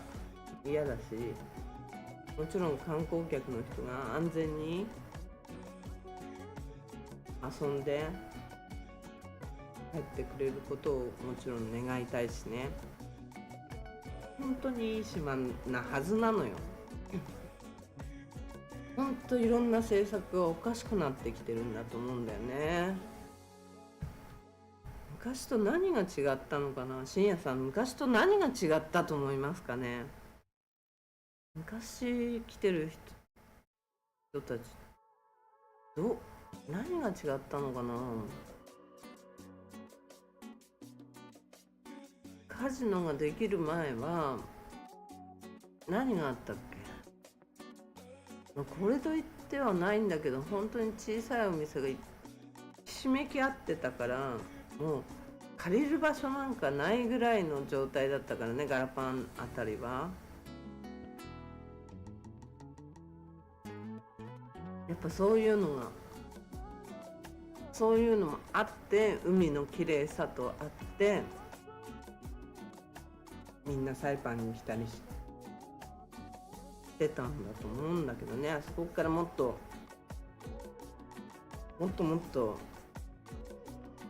ね、私もしかりだけど、もっともっとビジネスを大きくしてっていうふうには思っていたけどね。私の場合はやっぱりあんな事件があったから人生変わっちゃったけど、もっとねそういう人いっぱいいると思うんだよね。今の状態が続いたら、これ今ビジネスをやってる人たちだって人生変わっちゃう可能性あるからね。やっぱりやめますっやっぱりやめますじゃないけど、もうやめようかなって思ってるっていう人が多いからね。デューティーフリーもそうでしょ。デューティーフリーだって今日はやってたけど、3月いっぱいって言ってたのに今日はやってたけど、この先デューティーフリーしかりやめますっていうことだし、ハイアットだって撤退しちゃったわけだし、どうなっちゃうかなっていうのを本当に思いますよね。政府で働いてる人たちはね、何の苦しみもないかもしれないけど、普通の一般民間の人たちは、人が減ればそれなりにもっともっと人が減っちゃうっていうことになりかねないわけだからね。この状況で来てください来てくださいって言ったって、ダイビングとかそういう人にとってはね、人がいないからめちゃくちゃいいと思うんだけどね。海の中の写真を撮る人とかはダイバーが他にいないからもう撮り放題、その泡なんて入らないで撮れると思うから、これから万歳の時期でもあるし、めちゃくちゃいいシーズンに入っていくんだけど、そういう趣味じゃない人にとってはね、味もないからな。ここがちょっと困っちゃうよね。来てくださいって、うちのお客さん、うちのお客さんとかにはね、やっぱ言いにくいもんね。やっぱ夜の遊びや自分の店があっての、なんかこういうふうにって遊ばせてあげられるっていうか、楽しんでもらえるっていうのがない。深夜さん、今を知らないからわからない。今はこういう状態ですよ、深夜さん。こういう今これですよ、今日のガラパン。これ今日のガラパンですよ。それじゃだって観光客の人だってあっちのお店入ってこっちのお店入ってって楽しんで歩くことが街ぶらもできない。街ぶらもできないし、なんて言えばいいの。だってなんか私なんかもツーリストで来てた時期は、あの店入ってこの店入ってって何も買わないけどっていう何も買いはしないけどウィンドウショッピングはしたいけど、それ何も本当できないもん。何にもないもん。車があればね、レンタカー借りてればなんかあっち行ったりこっち行ったりまだできるかもしれないけど、でもね、魅力的なとこがなくなっちゃってるじゃない、本当に。ちょっとね、どうしたらいいのか本当に。なんかお客さんになんか聞かれてもってしか言えなくなっちゃってて、ちょっと困ってる。この辺は今のサイパンを説明しにくくて、旅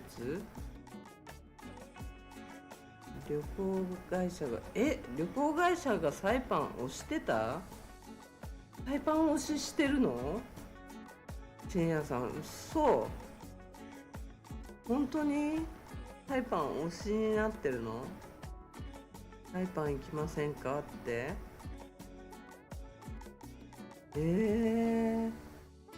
昔はね、サイパン行きたいって言っても、グアムどうですかって勧められたんだけど、何かあったのかな。じゃあサイパン勧めるといいよみたいな、なんかあるよみたいな。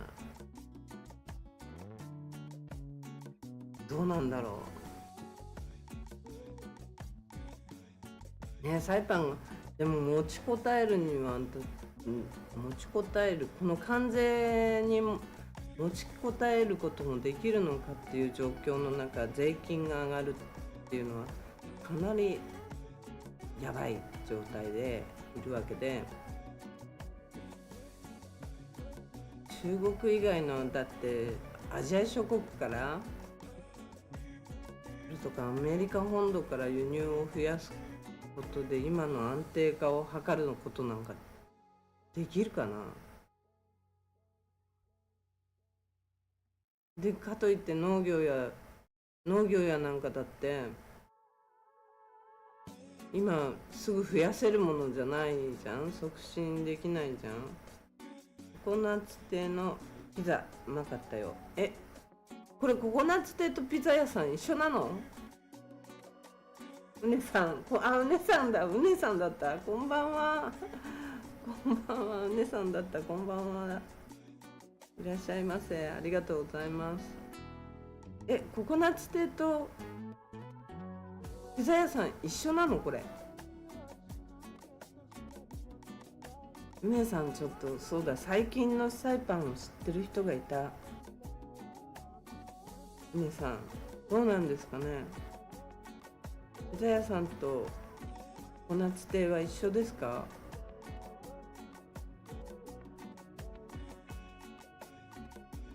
ピザ屋さんサイパンを押してるって本当？それすごくない？すごくないっていうか、何のあれで押してるんだろ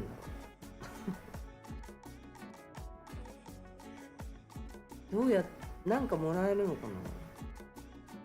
皆さんもし知ってたら教えてください。ピザ屋さんとココナッツって外にピザって書いてあるんだけど、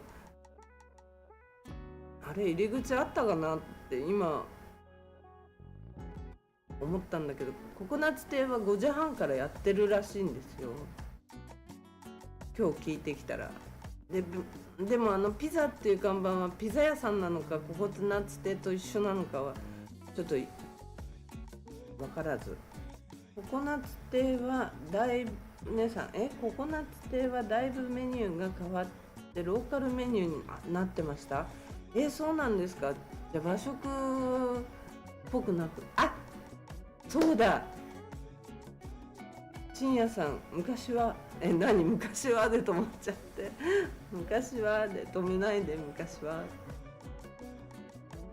ココナッツ亭はそういえばオーナーが変わったんですって、今日聞いたら。前バングラディッシュの人がオーナーさんだったじゃないですか。もうその前を言えば日本人の人がオーナーだったんですけど、日本人の人からバングラディッシュになって、バングラディッシュから今度フィリピン人になったんですって。だから変わったんだと思います、メニューが。日本のメニューもわからないんだと思います。で変わったんじゃないかなと思います。で深夜さん昔はで止まっちゃって、昔はで止まっちゃって、昔は何ですか？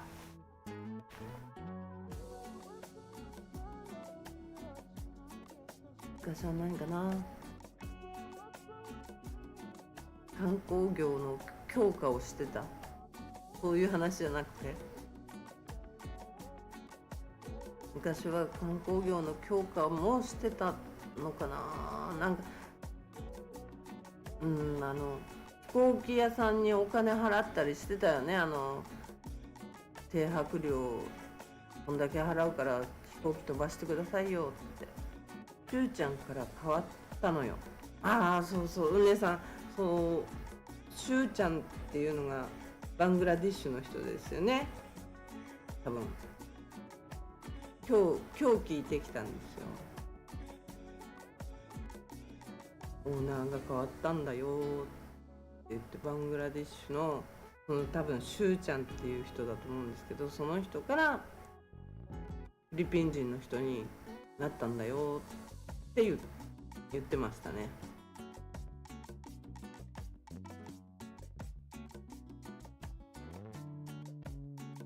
でピザ屋さんとピザってあれ書いてあるの、外にこうピザってでっかく書いてあるんですよ。あれピザ屋さんがあるわけじゃなくて、ココナッツ店がピザやってるだけなのかな。じゃあこれあれあれあれ映像が進んじゃったな。これ戻せるんだよな。なんで戻せる時と戻せない時があるのかわかんないな。スタッフは変わってないよ。あ、そうなんですか、お姉さん。スタッフ変わってないんですね。近所の人に聞いただけなんで、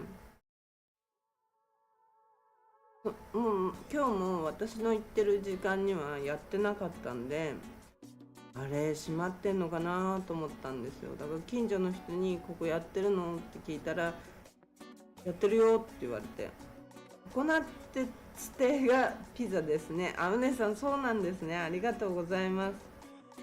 ココナッツ亭がピザなんだ。なるほど。ココナッツ亭昔ピザなんかなかったよね。随分変わったんですね。なるほど。なるほどなるほど。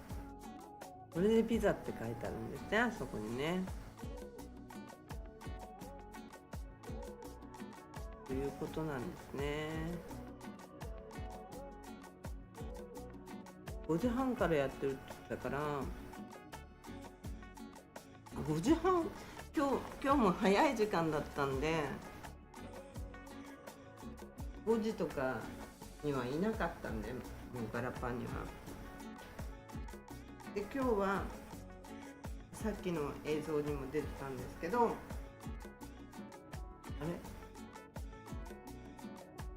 ごめんなさい、今どこが映ってんの？見えない。今ギャラリアに戻ったんですね。ギャラリアがまだやってました。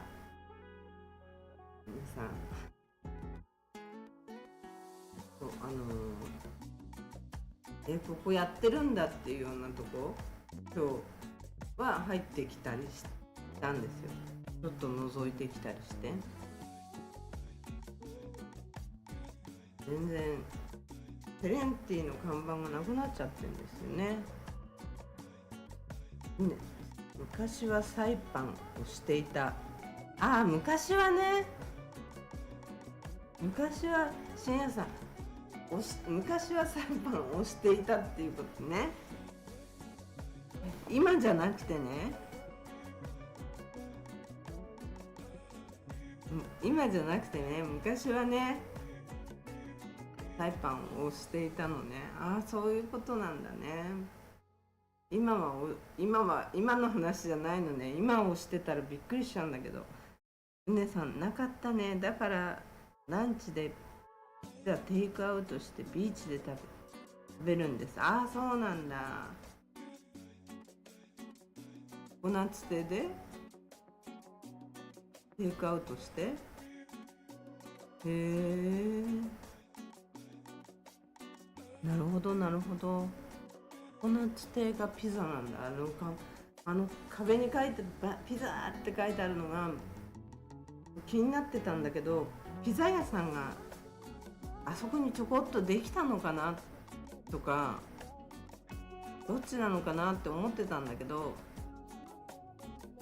なんか聞くこともせず帰ってきちゃったんだよね。忘れちゃってた。忘れちゃってました。すいません。ね、ここから向こう側はもうガラ空きだから、ほんとね、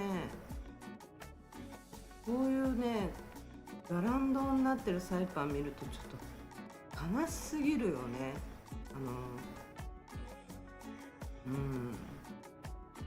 昔はほらビルがなくてこの辺もこの辺はあったか、あったな。昔はなんか店が建物がなくてお店がやってないっていう状態ならまだいいんだけど、姉さん、電話すると昼にピザ作ってくれるよ、フィリピンのメイちゃん。あ、そうなんですね。あ、メイちゃんっていう子がいるんですね。その子に電話するとなるほど、それでランチに食べれるんだ。あ、ランチタイムはランチタイムでココナッツ亭がやってるってことかな、じゃあ。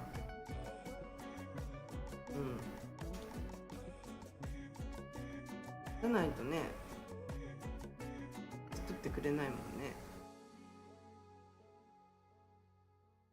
この辺のガラ空き全部がパセオデマリアナなんか入ってるお店どこ？あ、ABC ぐらい ABC ぐらいでしょ。あとガラ空きだから、そう何にもないから結局は。あ、 ABC と花光があった。花光ホテルがあったね。あとあれがマッサージ屋さんがあった。あとガラ空きだもんね。全部ちっちゃいお店のバーっとあるものが全部ガラ空きだから、ここもそうだけど、このホテルの目の前の通りもそうだけど、この光景はね、悲しすぎる。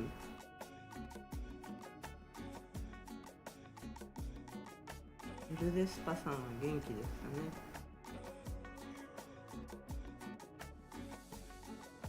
もうね、こんなに人がいないんじゃね。今度ライブで本当に深夜さんの提案をやってみたいけど、またライブ、携帯ライブをやると映像が悪すぎるのが、四角なんだっけ、見せちゃいけないみたいな状態になっちゃって配信されちゃうんじゃ意味ないからな。あの映像で付き合っててくれた人たちが本当に申し訳なかった。後で見たらひどい映像だったから、このライブ配信ガラパンで100人人に会うまでって言ったら夜までかかるよね、きっとね。100人会えないよ。今日だって100人なんか絶対行ってないよ。20人見たかな。しかもローカルとかツーリストは頂点より99ショップ派です。姉さん、そっちが好きなんですね。深夜さん、今のサイパンは日系企業がほとんどないから押しようがない。そう、日系企業ないからね。だからさっきも話したけど、ゼミの頃に話したんだけど、なんだっけ、グランビリオさんと、アクアリゾートなんだっけ、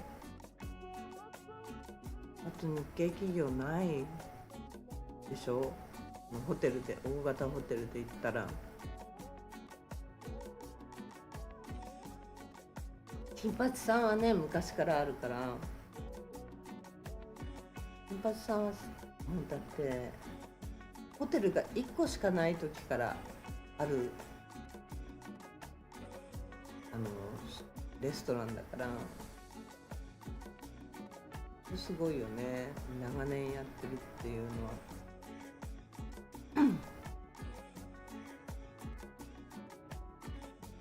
ホテルがなんだっけな、サイパンビーチリゾートとかそういうような名前だったと思うんだよな、昔。第一んとこかな。深夜さん、ビルといえばナウルビルディング回ってますか？回ってるかな。いやー、どうだろう。もう、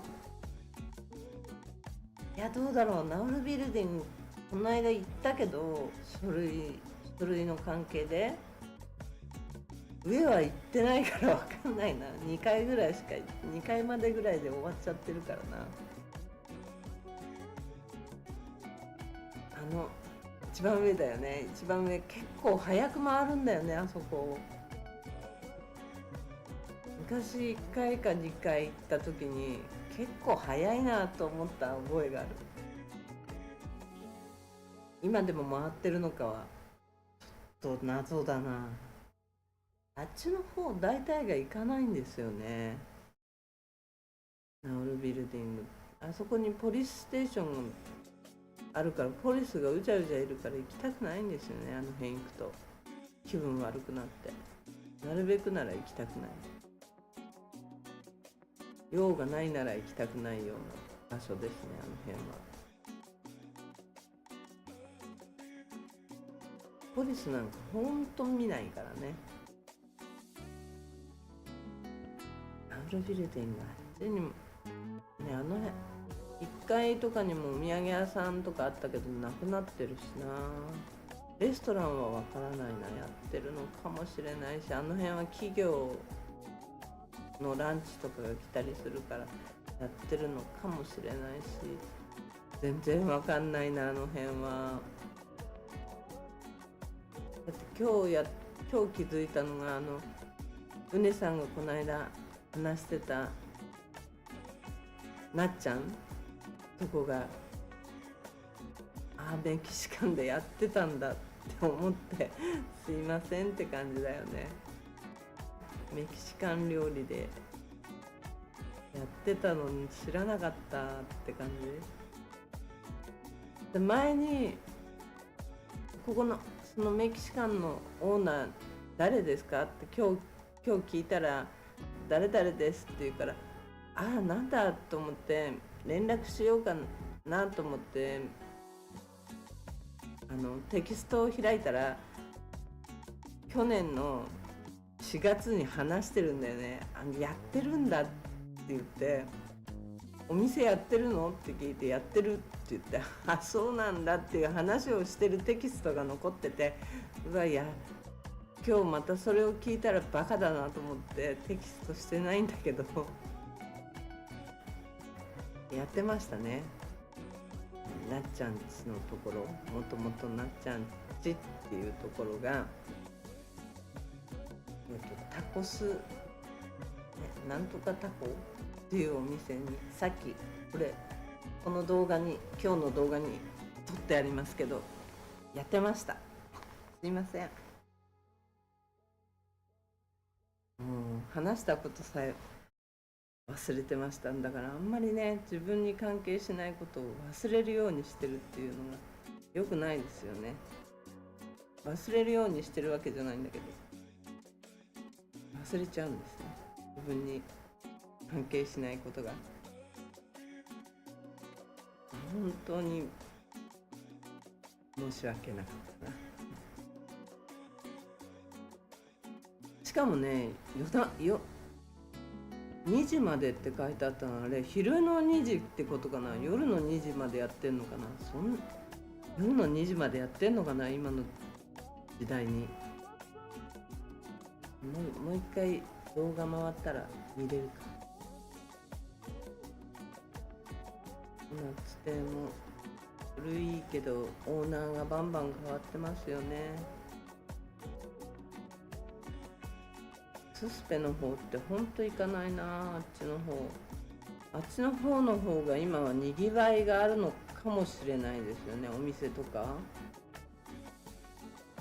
一時期韓国人の人がいっぱい来てて、ワールドリゾートばっかり泊まってたから、深夜さん、エスカレーターに乗りには行ってたね。エスカレーター乗りに行ってたの。エスカレーターこの間動いてなかったよ。階段で登ったもん。たまたまかもしれないけど動いてなかったです。この間行った時は。ちょっとごめんなさい、お水飲みます。ちょっと待っててね。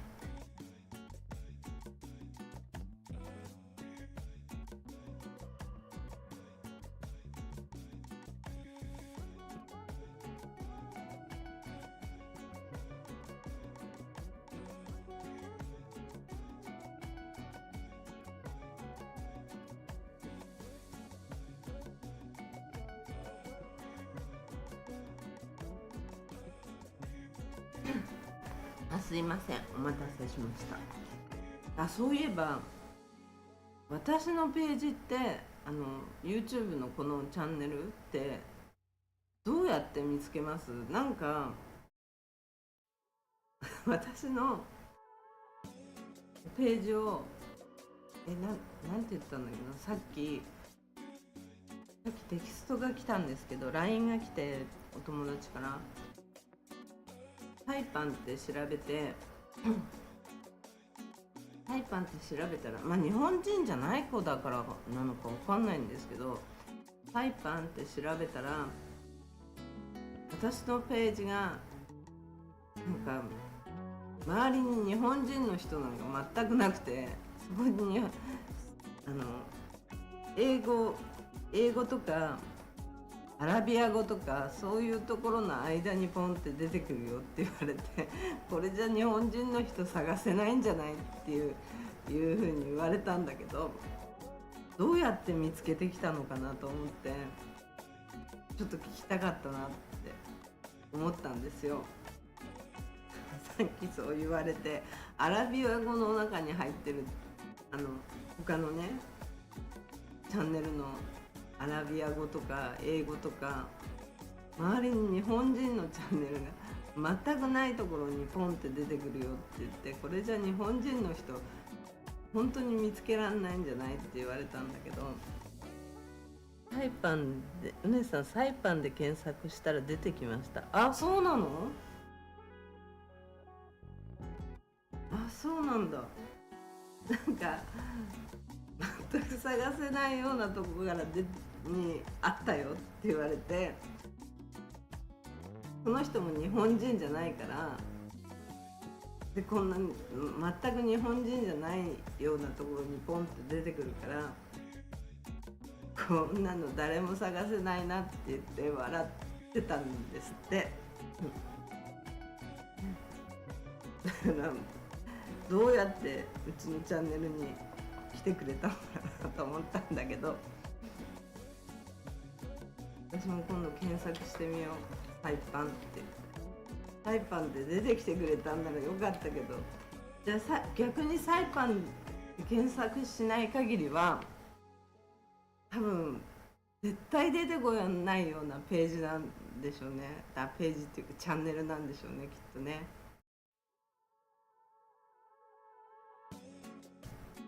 多分きっと。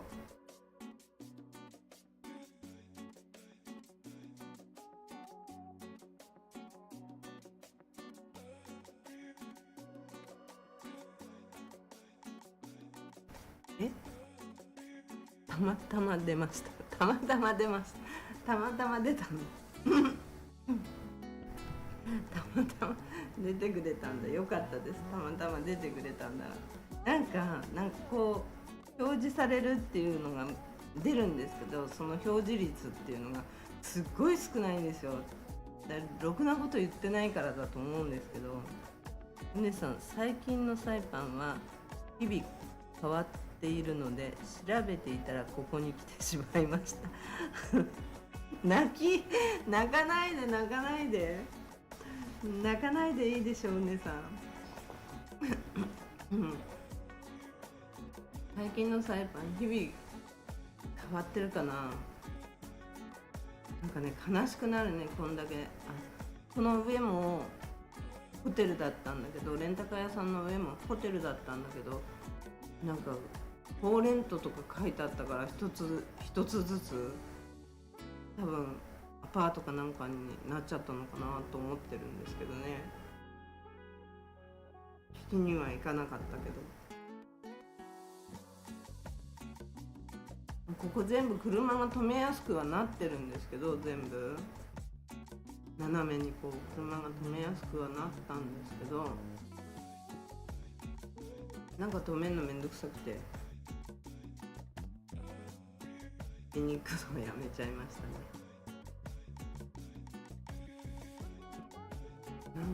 なんかね、みんなろくな話をしてないからか、まあそれと昔の事件を前に立ち上げた頃にまだ心がもっと病んでた時に書いてるから、そういうのでYouTube が表示しないんじゃないっていうのは知り合いに言われましたね。前に非表示になってましたからね、事件のこと書いた時 YouTube 非表示ってこんなことになるんだと思って表示してくれないみたいのが書いてありますね。なんだっけな、非表示、とにかく表示されない、国によっては地域によっては表示されませんって、原因とかが例えば著作権とかそういうものなら意味がわかるんですけど、そういうことではなく非表示とかになってましたね。今は非表示になってないんですよ。なんでかわかんないけど表示が撤回されてるんですよね。勝手に変わった何かをやったわけじゃないし、何か動画をいじったわけじゃないんですけど、あともう一個ぐらいもう一個動画が非表示になってますけど、なんでなのか全く意味が分かんない、理由がよく分かんないことが書いてあって、一部の地域には見せられませんみたいなこと書いてありますね。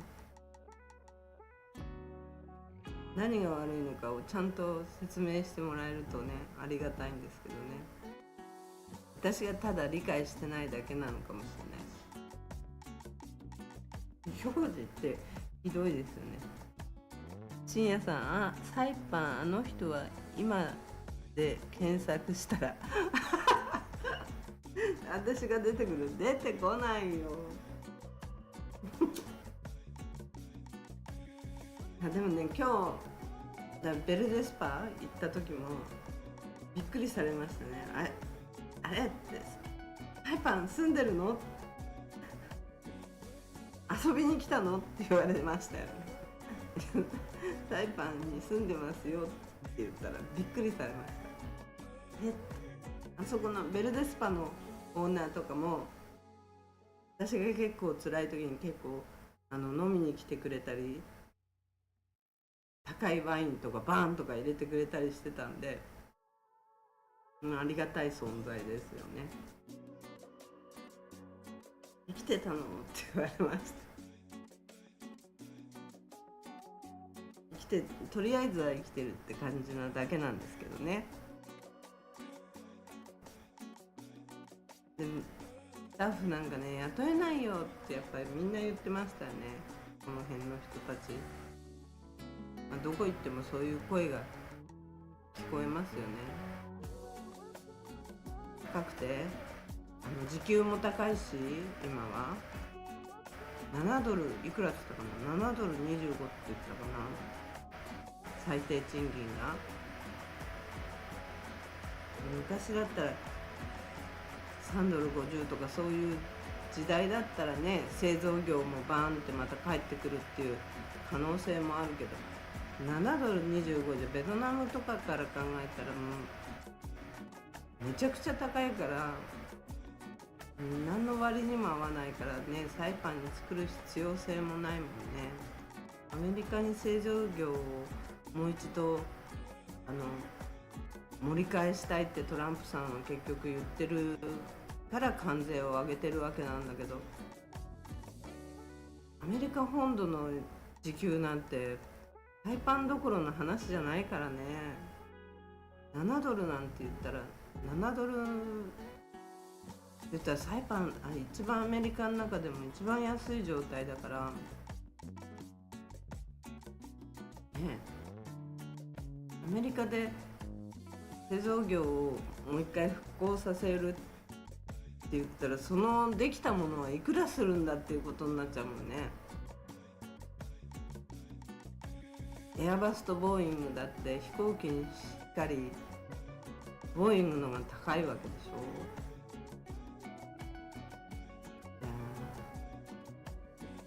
製造業なんか復活なんて難しい話だと思う。まあ20年後とかにはどうにかなるかもしれないけど、この 2,3 年でどうにかなる話じゃないけどないのに、税金ばっかり関税ばっかりこんな上がってっちゃったらね、ほんとやばいよね。サイパン 145% だよ。どうする？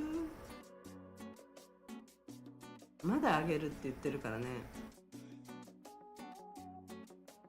うトランプさんが泣きを入れるしか、アメリカ国民がだんだん疲弊していっちゃうと思うんだけどな。実際のところね、製造業なんて無理な話だと思うんだけど、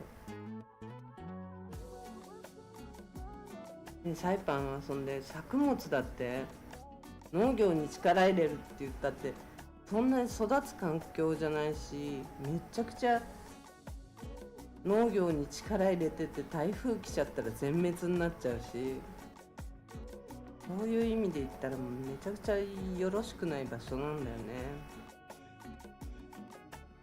だからどっちも無理。やっぱりミリタリーに走る、ミリタリーに走ってインフラをアメリカに直してもらって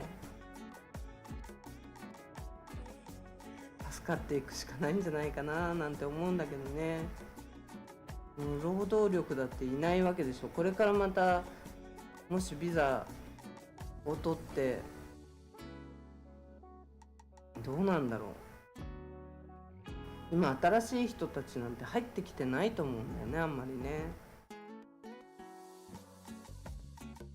でも6ヶ月っていう人がいたな。サイパンに来て6ヶ月でどっかに働いてる人が言ってたな。どこだったか忘れちゃった。でも今日とか昨日会った人だな。もう電気代も高すぎてもうどうにもならない。ほんと製造業が発達するなんてありえないことだから無理ゲーでしょ。農業も無理。観光業は安定が必要。治安の悪さどうにもならない。無理。とにかく何かが間違ってるんだよね、今の政府のやり方がきっと。この今の政府なのかこの前の政府なのかわかんないけど、ここのとこずっとやり方が間違ってるからどんどん疲弊してきてるわけだから、ミリタリーが唯一の大口お客さんだよね。まあ、地元の人たちにも賛否があるみたいだけど、でもほぼ地元の人たちに聞くとミリタリーがいいっていうもんね。観光業より観光の人たちは1年に1回しか来ないけど、ミリタリーの人はずっと来てるって言って、その方が安定するじゃんって地元の人の声はそういう人が多かった。実的な収入源になるよね。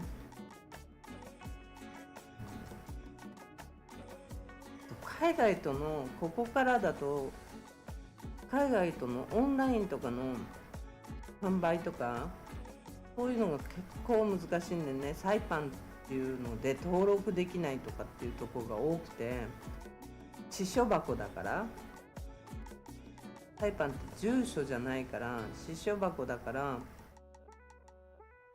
PO ボックスしかみんな持ってないから、登録できません。 eBay とかでもなんか登録できませんって普通にやるとそうやって出てきちゃうのね。まあ登録はできるんだけど結局は。でも今ね Amazon とかで登録しても第2段階認証っていうのがあって、携帯電話にこうかかってきて番号をもらわないと取れないんだけど、それがねサイパンだと受けられないの。サイパンっていう場所を選ぶことができなくて、アメリカ合衆国グアムとかはあるんだけど、サモアとかそういうとこもあるのにサイパンだけないんだよ。なんでサイパンだけ抜けてんのかなって。ノーザンマリアナアイランドとか探してもないし、 CNMI とか探してもないし、何かやり方があるのかな。なんかねサイパンだけ特別区域で何かにしろ、さっき深夜さんが言ってたスターリンクも、スターリンクを使うと日本の IP アドレスになるんだよね、サイパンで使うと。アメリカの IP アドレスにならないの。だから逆にアメリカで例えばネットフリックスとかをアメリカの携帯電話でネットフリックスを、契約して例えばスターリンクがパソコンでつながってるとしたらネットフリックスが見れないとかいう状況に陥ったりするんだって。意味わかるかな。変なこと言ってるかな私。誰も返事してくれなくなっちゃった。誰か構ってよ。なんか誰も喋ってくれなくなっちゃった。うねさん、とりあえず新宿と六本木とここなんで隠れちゃうの、ここ最後の文字。ちょっと待ってね、ちょっと待ってください。じゃあこっちを押すの。新宿と六本木と浅草を復活させましょう。そうでしょ、あの辺ね。あそこまでひどくなくていいから、もうちょっと上品な感じで復活してくれるとねありがたいんだけどね。やっぱねどこの都市にもどこの地域にもああいうもの、ああいう感じ必要なんだって。結局は結局のところ必要なんだってね思うよね。新宿と六本木と浅草を知ってる人もなかなかいないと思うんだけど、これサイパンにあった、まあなんて言ったらいいかな、なんて言ったら怒られないんだろうこれ。ふふでなんて言ったら怒らんないかな。春の人たち。新宿のママはサイパンにまだいるよね。あ、そうなんだ、知らないな。いるんですね。新宿のママ。新宿はどこにあったっけ。全部ホテル道路、この通り沿いね、遊びのお店ね。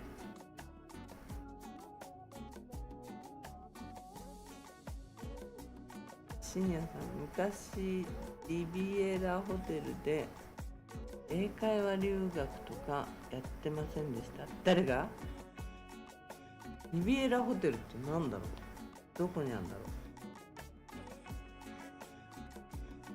昔リビエラホテルで英会話留学とかやってました。誰が？それやってたの郁夫さんでしょ。それこそ分かった、うちの看板が出てたんだよね、あそこにね、インターネットかなんかにね。うち言ったことあるもん、うちの看板使わないでよって。なんかうちの看板の写真が使われてたって話聞いた。あれでしょ、それのことじゃない。私やってないですよ、一切関わってないですからね、そんなことに。英会話留学とか全くやってません。聞いたのも全く知らない違う人から聞いたんで、そんな自分が英会話もろくにできないのにそんなことやるわけないですよ、私は。リビエラホテルってどこだろう。そのこと言ってるんですよね、きっと郁夫さんがやってたやつでしょ。うちのね看板の写真が勝手に使われてたのがあったんですよ。コニノスっていうのが勝手に使われてたんですよね、昔。今は知らないけど。ビエラホテルってどこにあるんだろう。今もあるのかな。昔どこにありました、深夜さん。リビエラホテル。よかったら答えてください。かまってよ。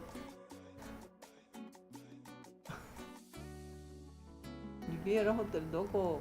その話をしてるんだよね、きっとね。私は英会話留学とか全くやってません。それだけははっきり言えます。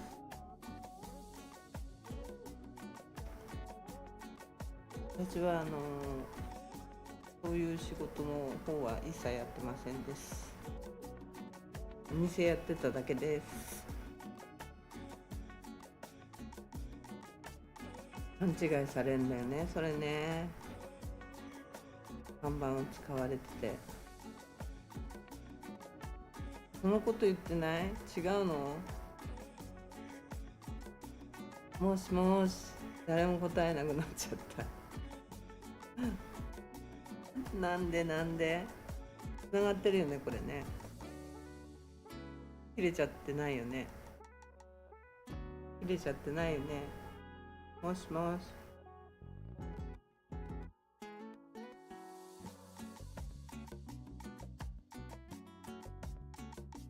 なるさん、もしもしじゃなくてもしもしじゃなくてそういう返事じゃなくて、なんかつながってたらよかった。でもつながってるならよかったです。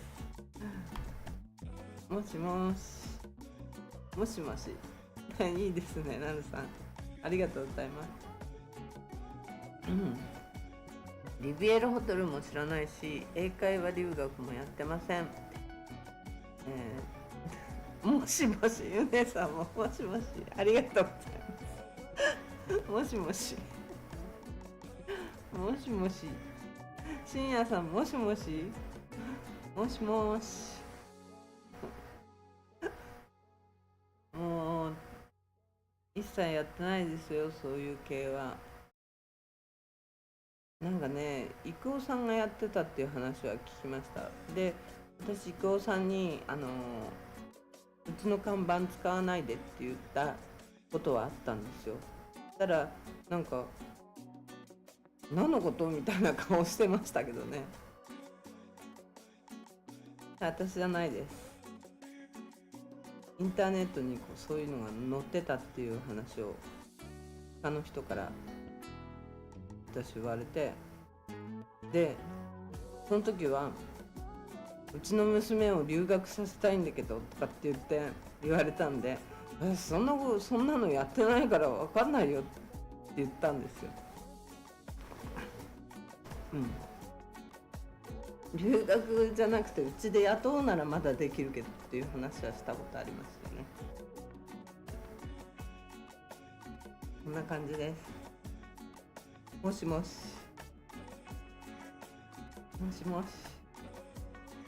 深夜さん何にも答えてくれなくなっちゃった。ちょっと答えてくださいよ。冷たいな。寂しいじゃないですか。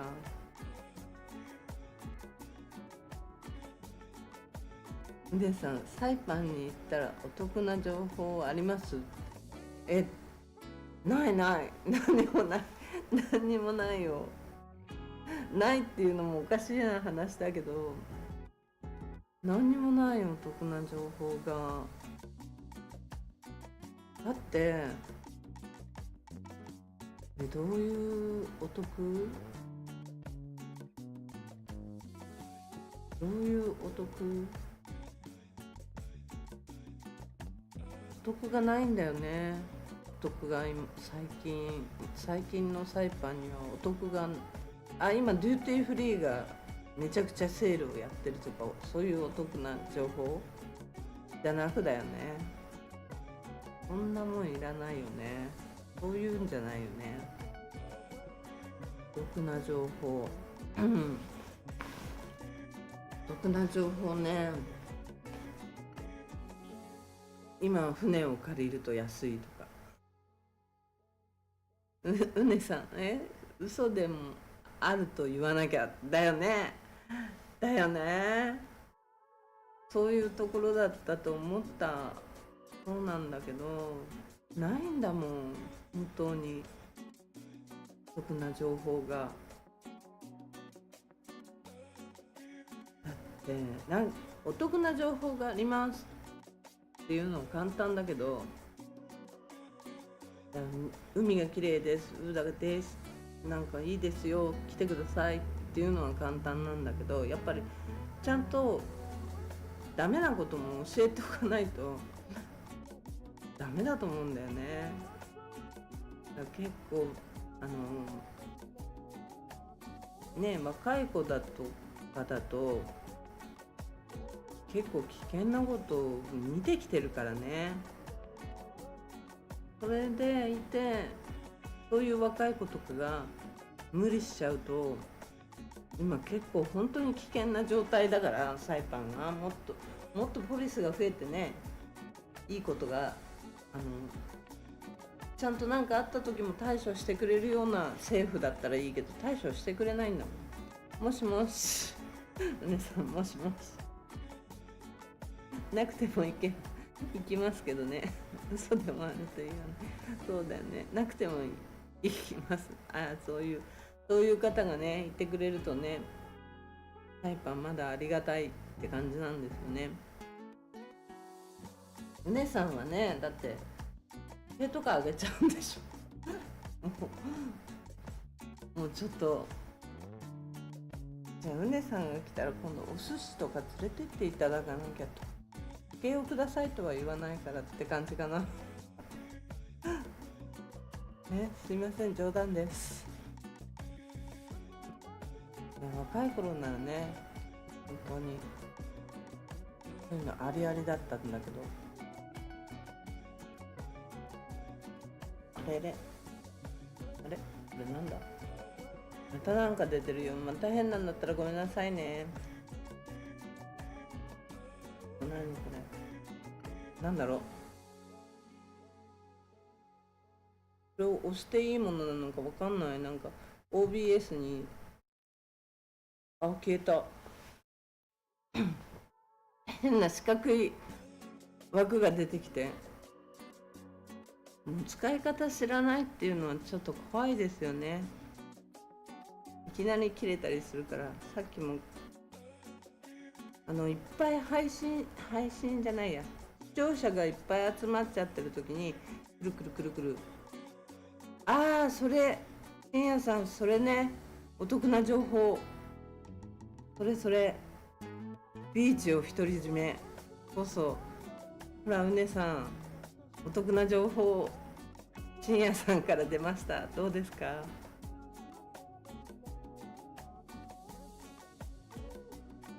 深夜さんからお得な情報がなるさん、もしもしもしもし流行っちゃってんじゃないの。なんかもしもし宗さんももしもしもしもしね、ビーチを独り占めとか、ほら海の中もう独り占めできるよ。フロットとかほらダイバーさんが重なり合って潜るような状態じゃなくて、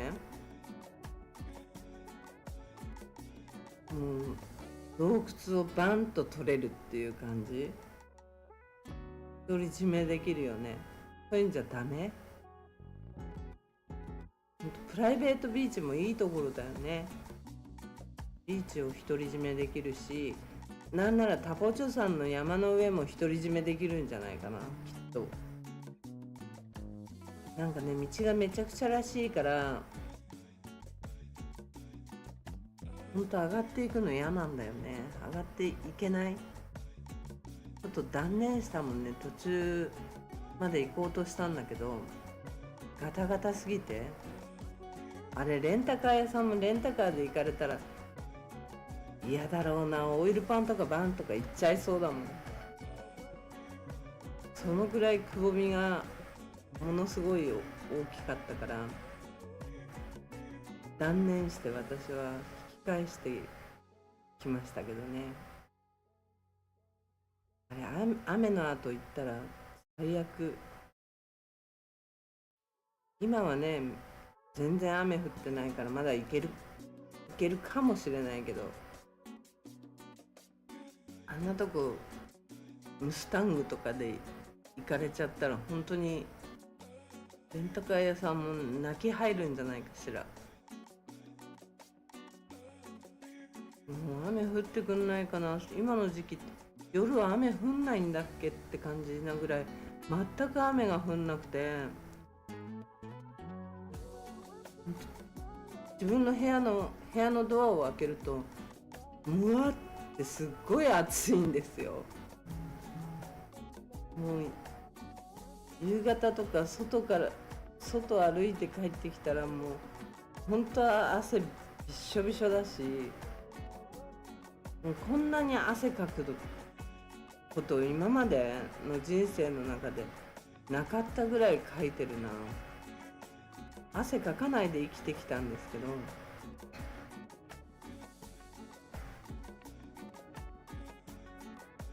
すごい汗か年取って新陳代謝が良くなったのか汗かくようになりましたね。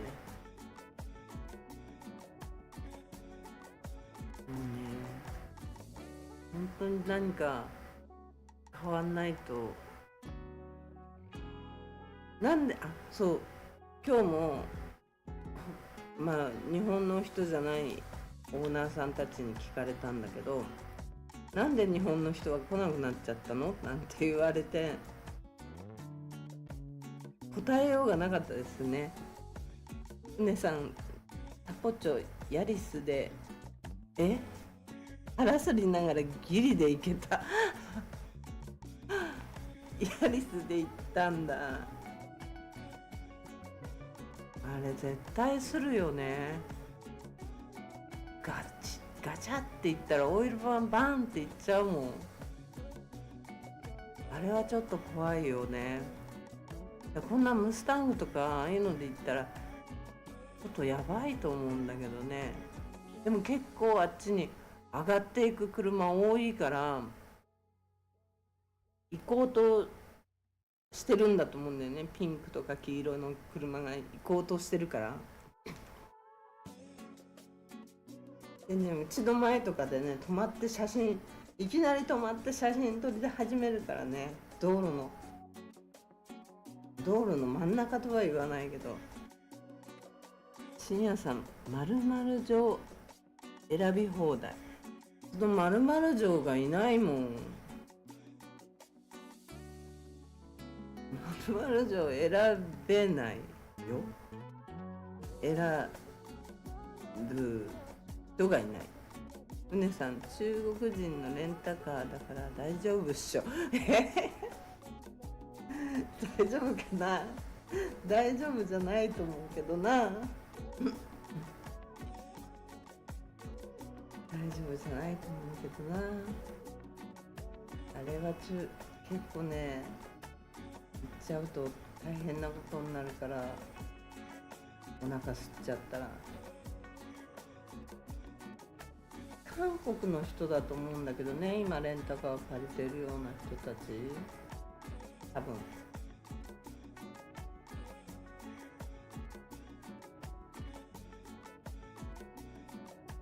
韓国の人しか見なかったもんね。今日中国の人は観光客で会ってない。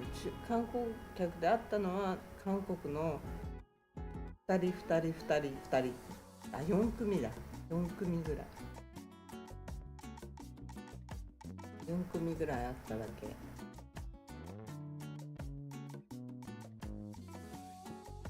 日曜日だもんね。日曜日でもう世界が日曜日なのにこんなに人が来てないんだもん。本当に海貸し切り状態だろうな。海の方もちょっと出たけど、なんかいつも同じ映像になっちゃうなと思って海は撮らなかったんだけど人もいないし、今日は海はいいかと思ってやめちゃったんだけどね。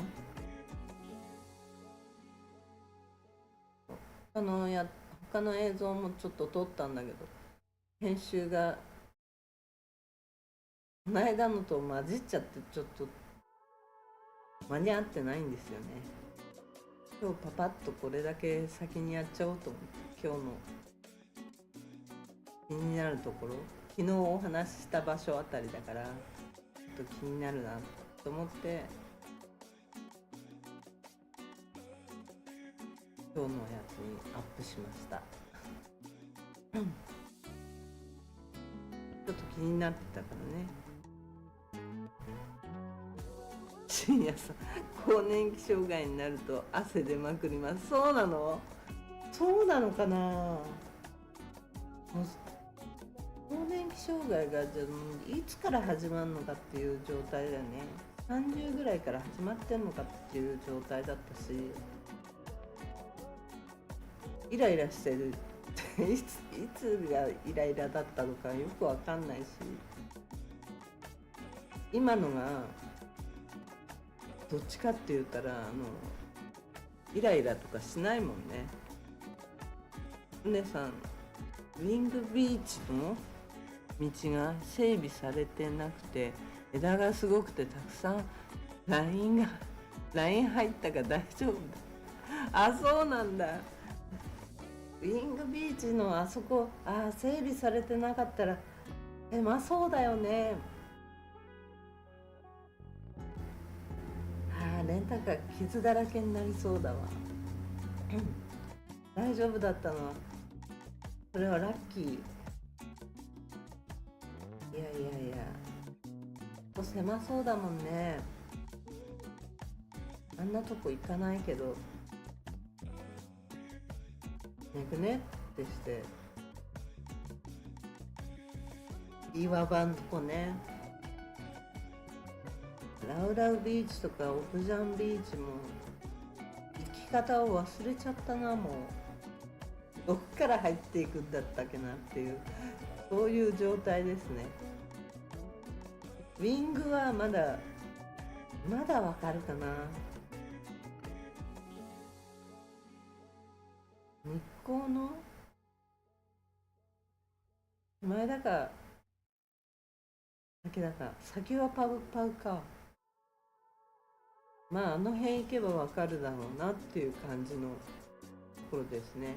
あそこを曲がればウィングだっていうのが今すぐ出てこないけど峰さんのが詳しいからな。全くそういうのが分かってない。この間だって深夜さんがマリアの祠って言ったから、マリアの祠は CUC の方だと思ってたのに全然違うとこにあったし。姉さん、カート場の先左、カート場だっけ。あんな方まで行くんだっけ。そう、カート場あっちまで行って左か。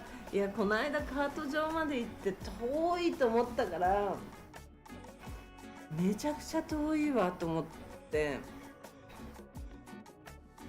よくマリアナまで昔ゴルフとか毎日のように来てたなとかって思ったりして、すっごい遠く感じるもん今、ラウラウのとこも遠く感じるし、ラウラウのなんだっけ、ラウラウの手前でもう遠いわって思って断念する。ケンヤさん、ウィングビーチでスタックしたことあるので行かなくなった。スタックしたんだ。あらら。スタックすると、あんなとこでスタックすると本当に辛いよね。誰かに迎えに来てもらうか引っ張ってもらうかなんかしなきゃダメだもんね。どうにもならんね、この辺は。この間だからなんだっけ、マリアの祠行った時だっけ、携帯の電波がなくなったの。あれ見てちょっと、あれをこう携帯に電波がなくなりましたみたいなことを言われてちょっといろんなとこ行くの怖くなったもんね。それで行ったら山の中とか入ってったら、昔だったら平気に山の中とか行ってたけど、もうなんか怖くなってきたね。うろうろするところが限られてくる。もともとがほぼほぼ道を知らないんだよね。メインのある道しか。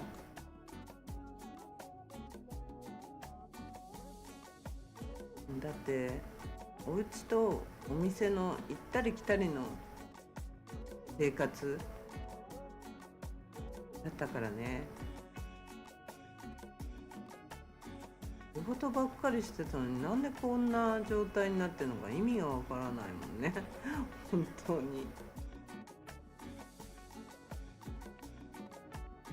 仕事したよな。今も頑張ってるんだけど、復活できるのかなって本当に真剣に考え始めた最近は。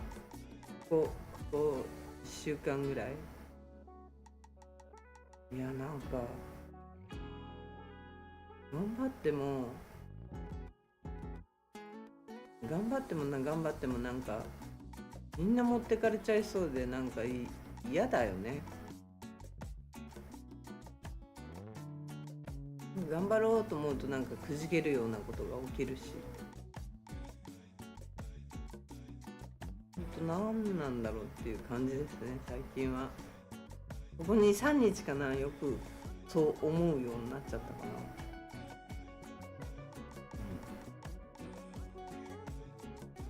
こんな感じですね。今日も何時、もう1時20分、早いですね。皆さんお付き合いいただいてありがとうございます。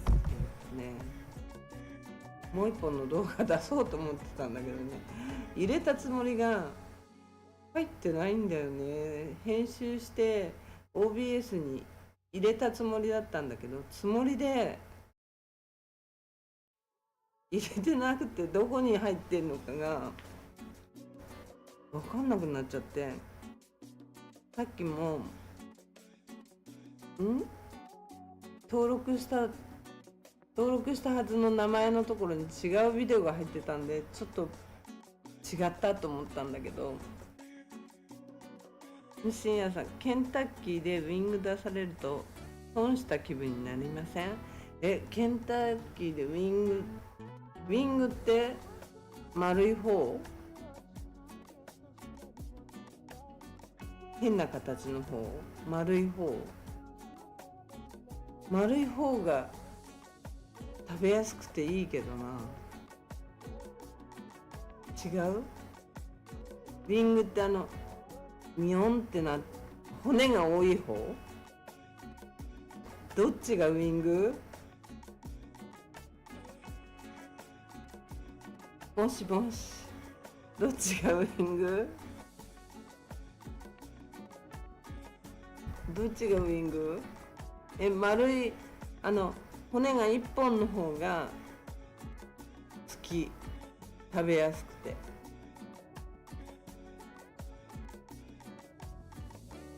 どっち？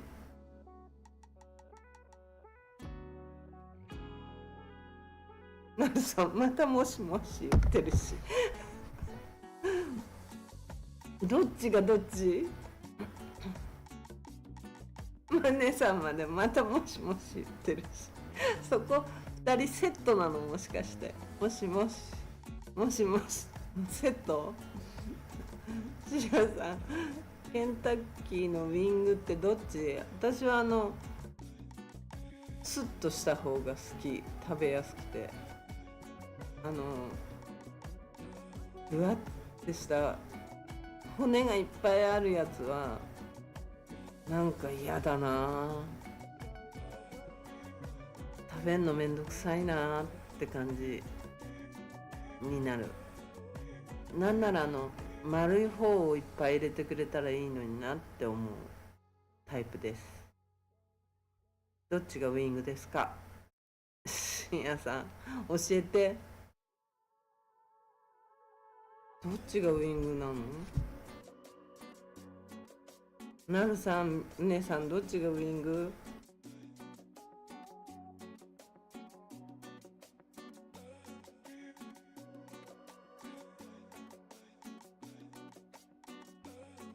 どっちがウイングなの？ウイングってどっちのことを言うの？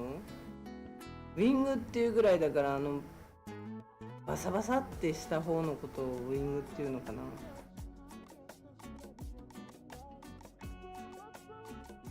違う？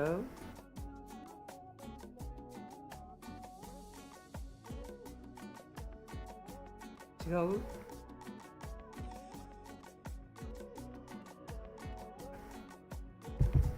笑えてます？笑えてるの？これウィングとどっちがウィングっていう話題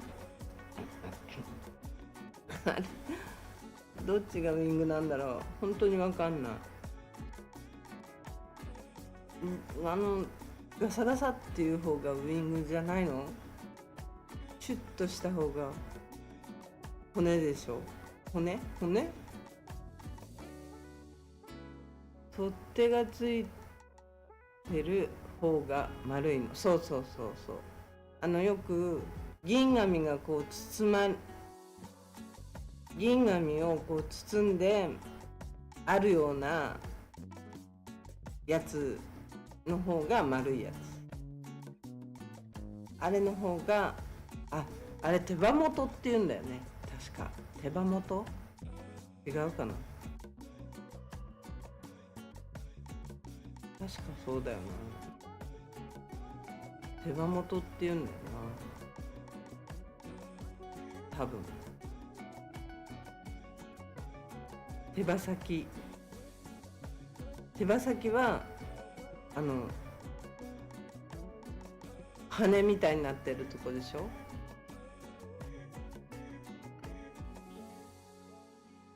手羽元。ケンタッキーで私はミヨンってした方はめんどくさくて骨がいっぱいあって嫌。丸くてシュッてした方が全部食べやすいから。骨が1本だけ残るから便利感あっていい感じ。つかみどころもあるし。羽みたい。ウィングは量が少なくないですか？どっちがだからウィングだっていうの。深夜さん、どっちがウィングなの？どっちがウィングなの？だからバサッてした方がウィングでしょ。骨が多い方。骨付き鶏肉が苦手です。犬の足みたいでやだ。もう胸とかがいいんだ。じゃあ胸胸肉とかね、ささみとか。サイパンでは胸肉みたいのを買っても骨がミって入ってたり、あとは手羽元、手羽も売ってるか。ウィングって書いて売ってるのがあるから、あれはケンタッキーにない形だな。あれスーパーでウィングって書いてあるやつは丸っこく、丸っこいじゃなくて楕円形、なんて言ったらいいの。うわー、すっごい難しい。で、犬の足みたいのはこうあれ手羽元でしょ。で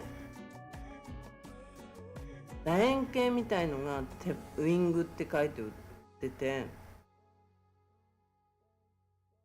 それが上がってるのと違うもんな。あれどっちなんだろう。ウィングは量が少なくないですかって。ウィングがどっちだか分かんないよ。骨がいっぱいついてる方がウィングでしょ。うちの唐揚げはささみです。なんか高級品だな、うねさん。ちょっと高級品じゃないですか、それは。私唐揚げはやっぱ皮もついてて身もついててバリバリって食べたいな。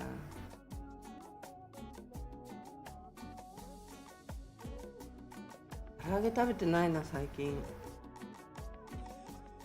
油で揚げるものが苦手で、いや食べるのは好きなんですけど、料理でね食べるのは好きなんだけど、最近トングを使い始めたからまだいいけど、パチパチ跳ねるのがかなり怖くて、揚げ物がそれで苦手で唐揚げとかあんまりやんないんですよね。そういえばココナッツ店のメンチカツ美味しかったんだけどな、昔その昔。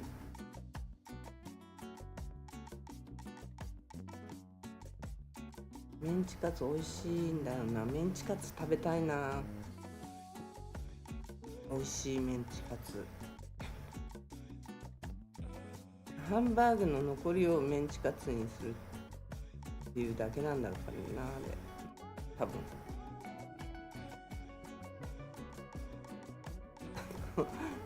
ね。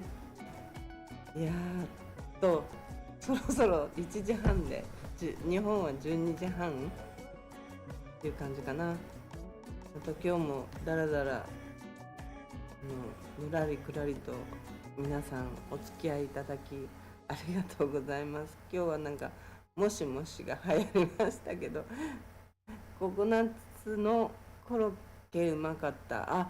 じゃあだからココナッツ亭は多分揚げ物美味しいんですよね、きっとね。コロッケも美味しかった覚えがある。メンチカツ美味しかった。昔ね。私の昔は10年ぐらい楽に前なんで、10年以上前。元ママがいた時の頃、メンチカツ美味しかった。そういう覚えがある。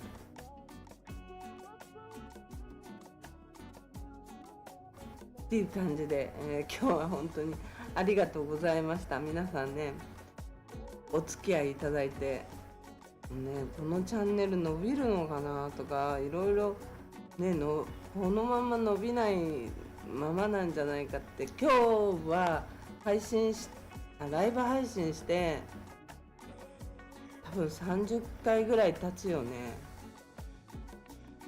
30回ぐらい目なんじゃないかな。何回目か数えてみよう、今度。明日後で数えてみよう。多分30回目ぐらいなんですよ、ライブ配信きっと。だけど YouTube が全然宣伝してくれなくて、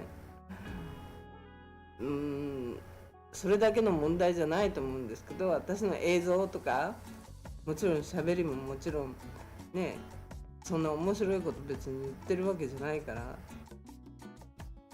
滑舌も悪いし、うねさんにいつも言われるけどなんだっけ、カルビアブリカブリかまあ言えるようになる日まで頑張っていきたいかなと思ってます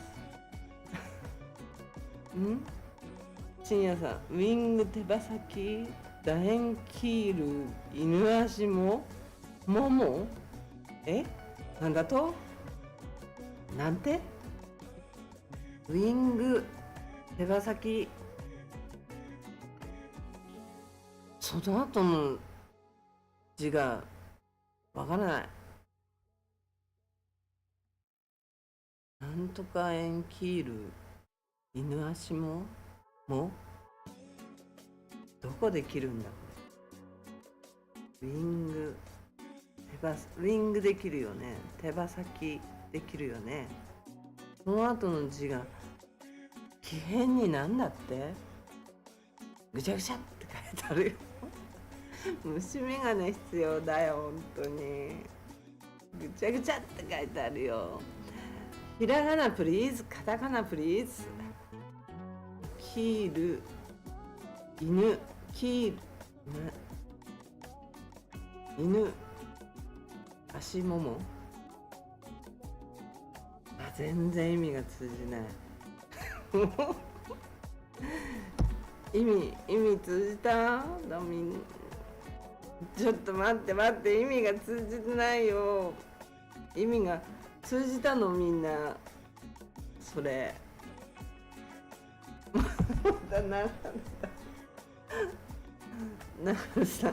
なるさんはもしもしだし、もうそれ意味通じたのこれ。ウィング手羽先なんとかキール犬足もも、全然通じない。にゃんにゃんがね、全然通じないです。なるさんもしもしだらけだしもしもし、もうちょっとこれ別れたいのに教えてからおやすみなさいって言ってほしいよ。深夜さんちょっとうねさん、リーディンググラスプレゼントしましょうか。何リーディンググラス、リーディンググラスありがとうございますねえ、ほんとこれ見えんの？みんなぐちゃぐちゃって書いてあるけど、みんなちなみに何インチぐらいのもので見てるんですかね、この YouTube 配信を。携帯で見てる人見えんのこれ。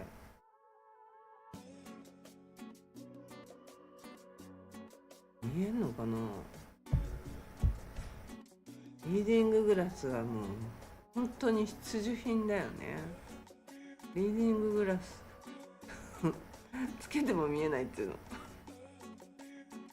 ぐちゃぐちゃって字は、ぐちゃぐちゃって字禁止にしましょうか。今度ね、ぐちゃぐちゃって字の時はカタカナかひらがなにするっていう感じでどうですか？いかがですかね。そんな感じでやっていていただけるとありがたいんです。わしは漢字読めません。私もうそんな感じです。もうそんな感じですね。漢字中国の人が漢字だらけのものを読んでるのを見て、全てが漢字で済むっていうのがすごいことだなって。なんで全部覚えてんのって聞いたことありますね。その漢字で使う全部覚えてるって言ったら全部覚えてるって言うけど、日本人は漢字使うけど全部なんか覚えてないよって言ったら、そうなのってなんで覚えられないのって言われちゃいましたよね、中国の人に。あの人たちね、結構頭いい人多いんですよね。本当今残ってる人たちは結構頭いい人多いですよね。しかもねいや本当そんな感じで、今日もぐだぐだに付き合っていただいてありがとうございます。また明日、そう明日も新しい動画ねちょっとありますんで、また配信していきたいと思います。明日は今日ちょっと9時半ぐらいにしたのかな、スタート。明日は10時ぐらいになるのかなっちゃうと思うんですけど、また通知させていただきますのでよろしくお願いいたします。今日も、ありがとうございました。深夜さん、うねさん、なるさん、のばるさん、皆さん、コメントもしよかったらね、見てる方もね、今度はコメントくださいませ。なんだっけ、あとえなんじゃなくて難しいですよねにつながるのに、そこで難しいってひらがなを入れてくるかありがとうございます。おやすみなさい。今日もありがとうございました。よかったらいいねボタンとチャンネル登録よろしくお願いします。だよね、いいんだよね。ということで、今日もおやすみなさい。ありがとうございました。失礼します。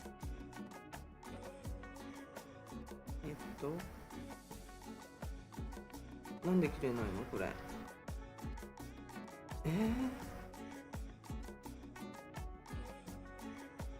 どうしたこれ。なんで押しても押せないんだけど、どうなっちゃってんだよこれ。何してくれてんのこのパソコン。あれれれれ、ちょっと待ってくださいね。皆さんすいませんね。今終了っていうボタンを押したんですけど押せないんですよ。何これ、どういうことかな。もしもしもしもしですよね。本当ですよね。パソコンに言いたい、もそのもしも奈良さんもそうですよね。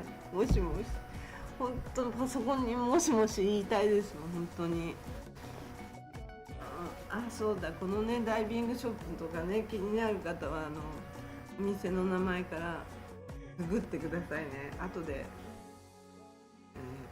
説明欄に書いときます。よろしくお願いします。もう一回押してみよう。なんだよこれ。じゃあすいません。今日もありがとうございました。終了詐欺違う、本気で押せないんだってば。何これ、おかしいよね。ほんとね終了詐欺だよね、こんなのね。なんだろう、どうしたのパソコン。にゃにゃちゃん、どうしたのこれ。すいません。じゃあありがとうございます。おやすみなさい。またよろしくお願いします。失礼します。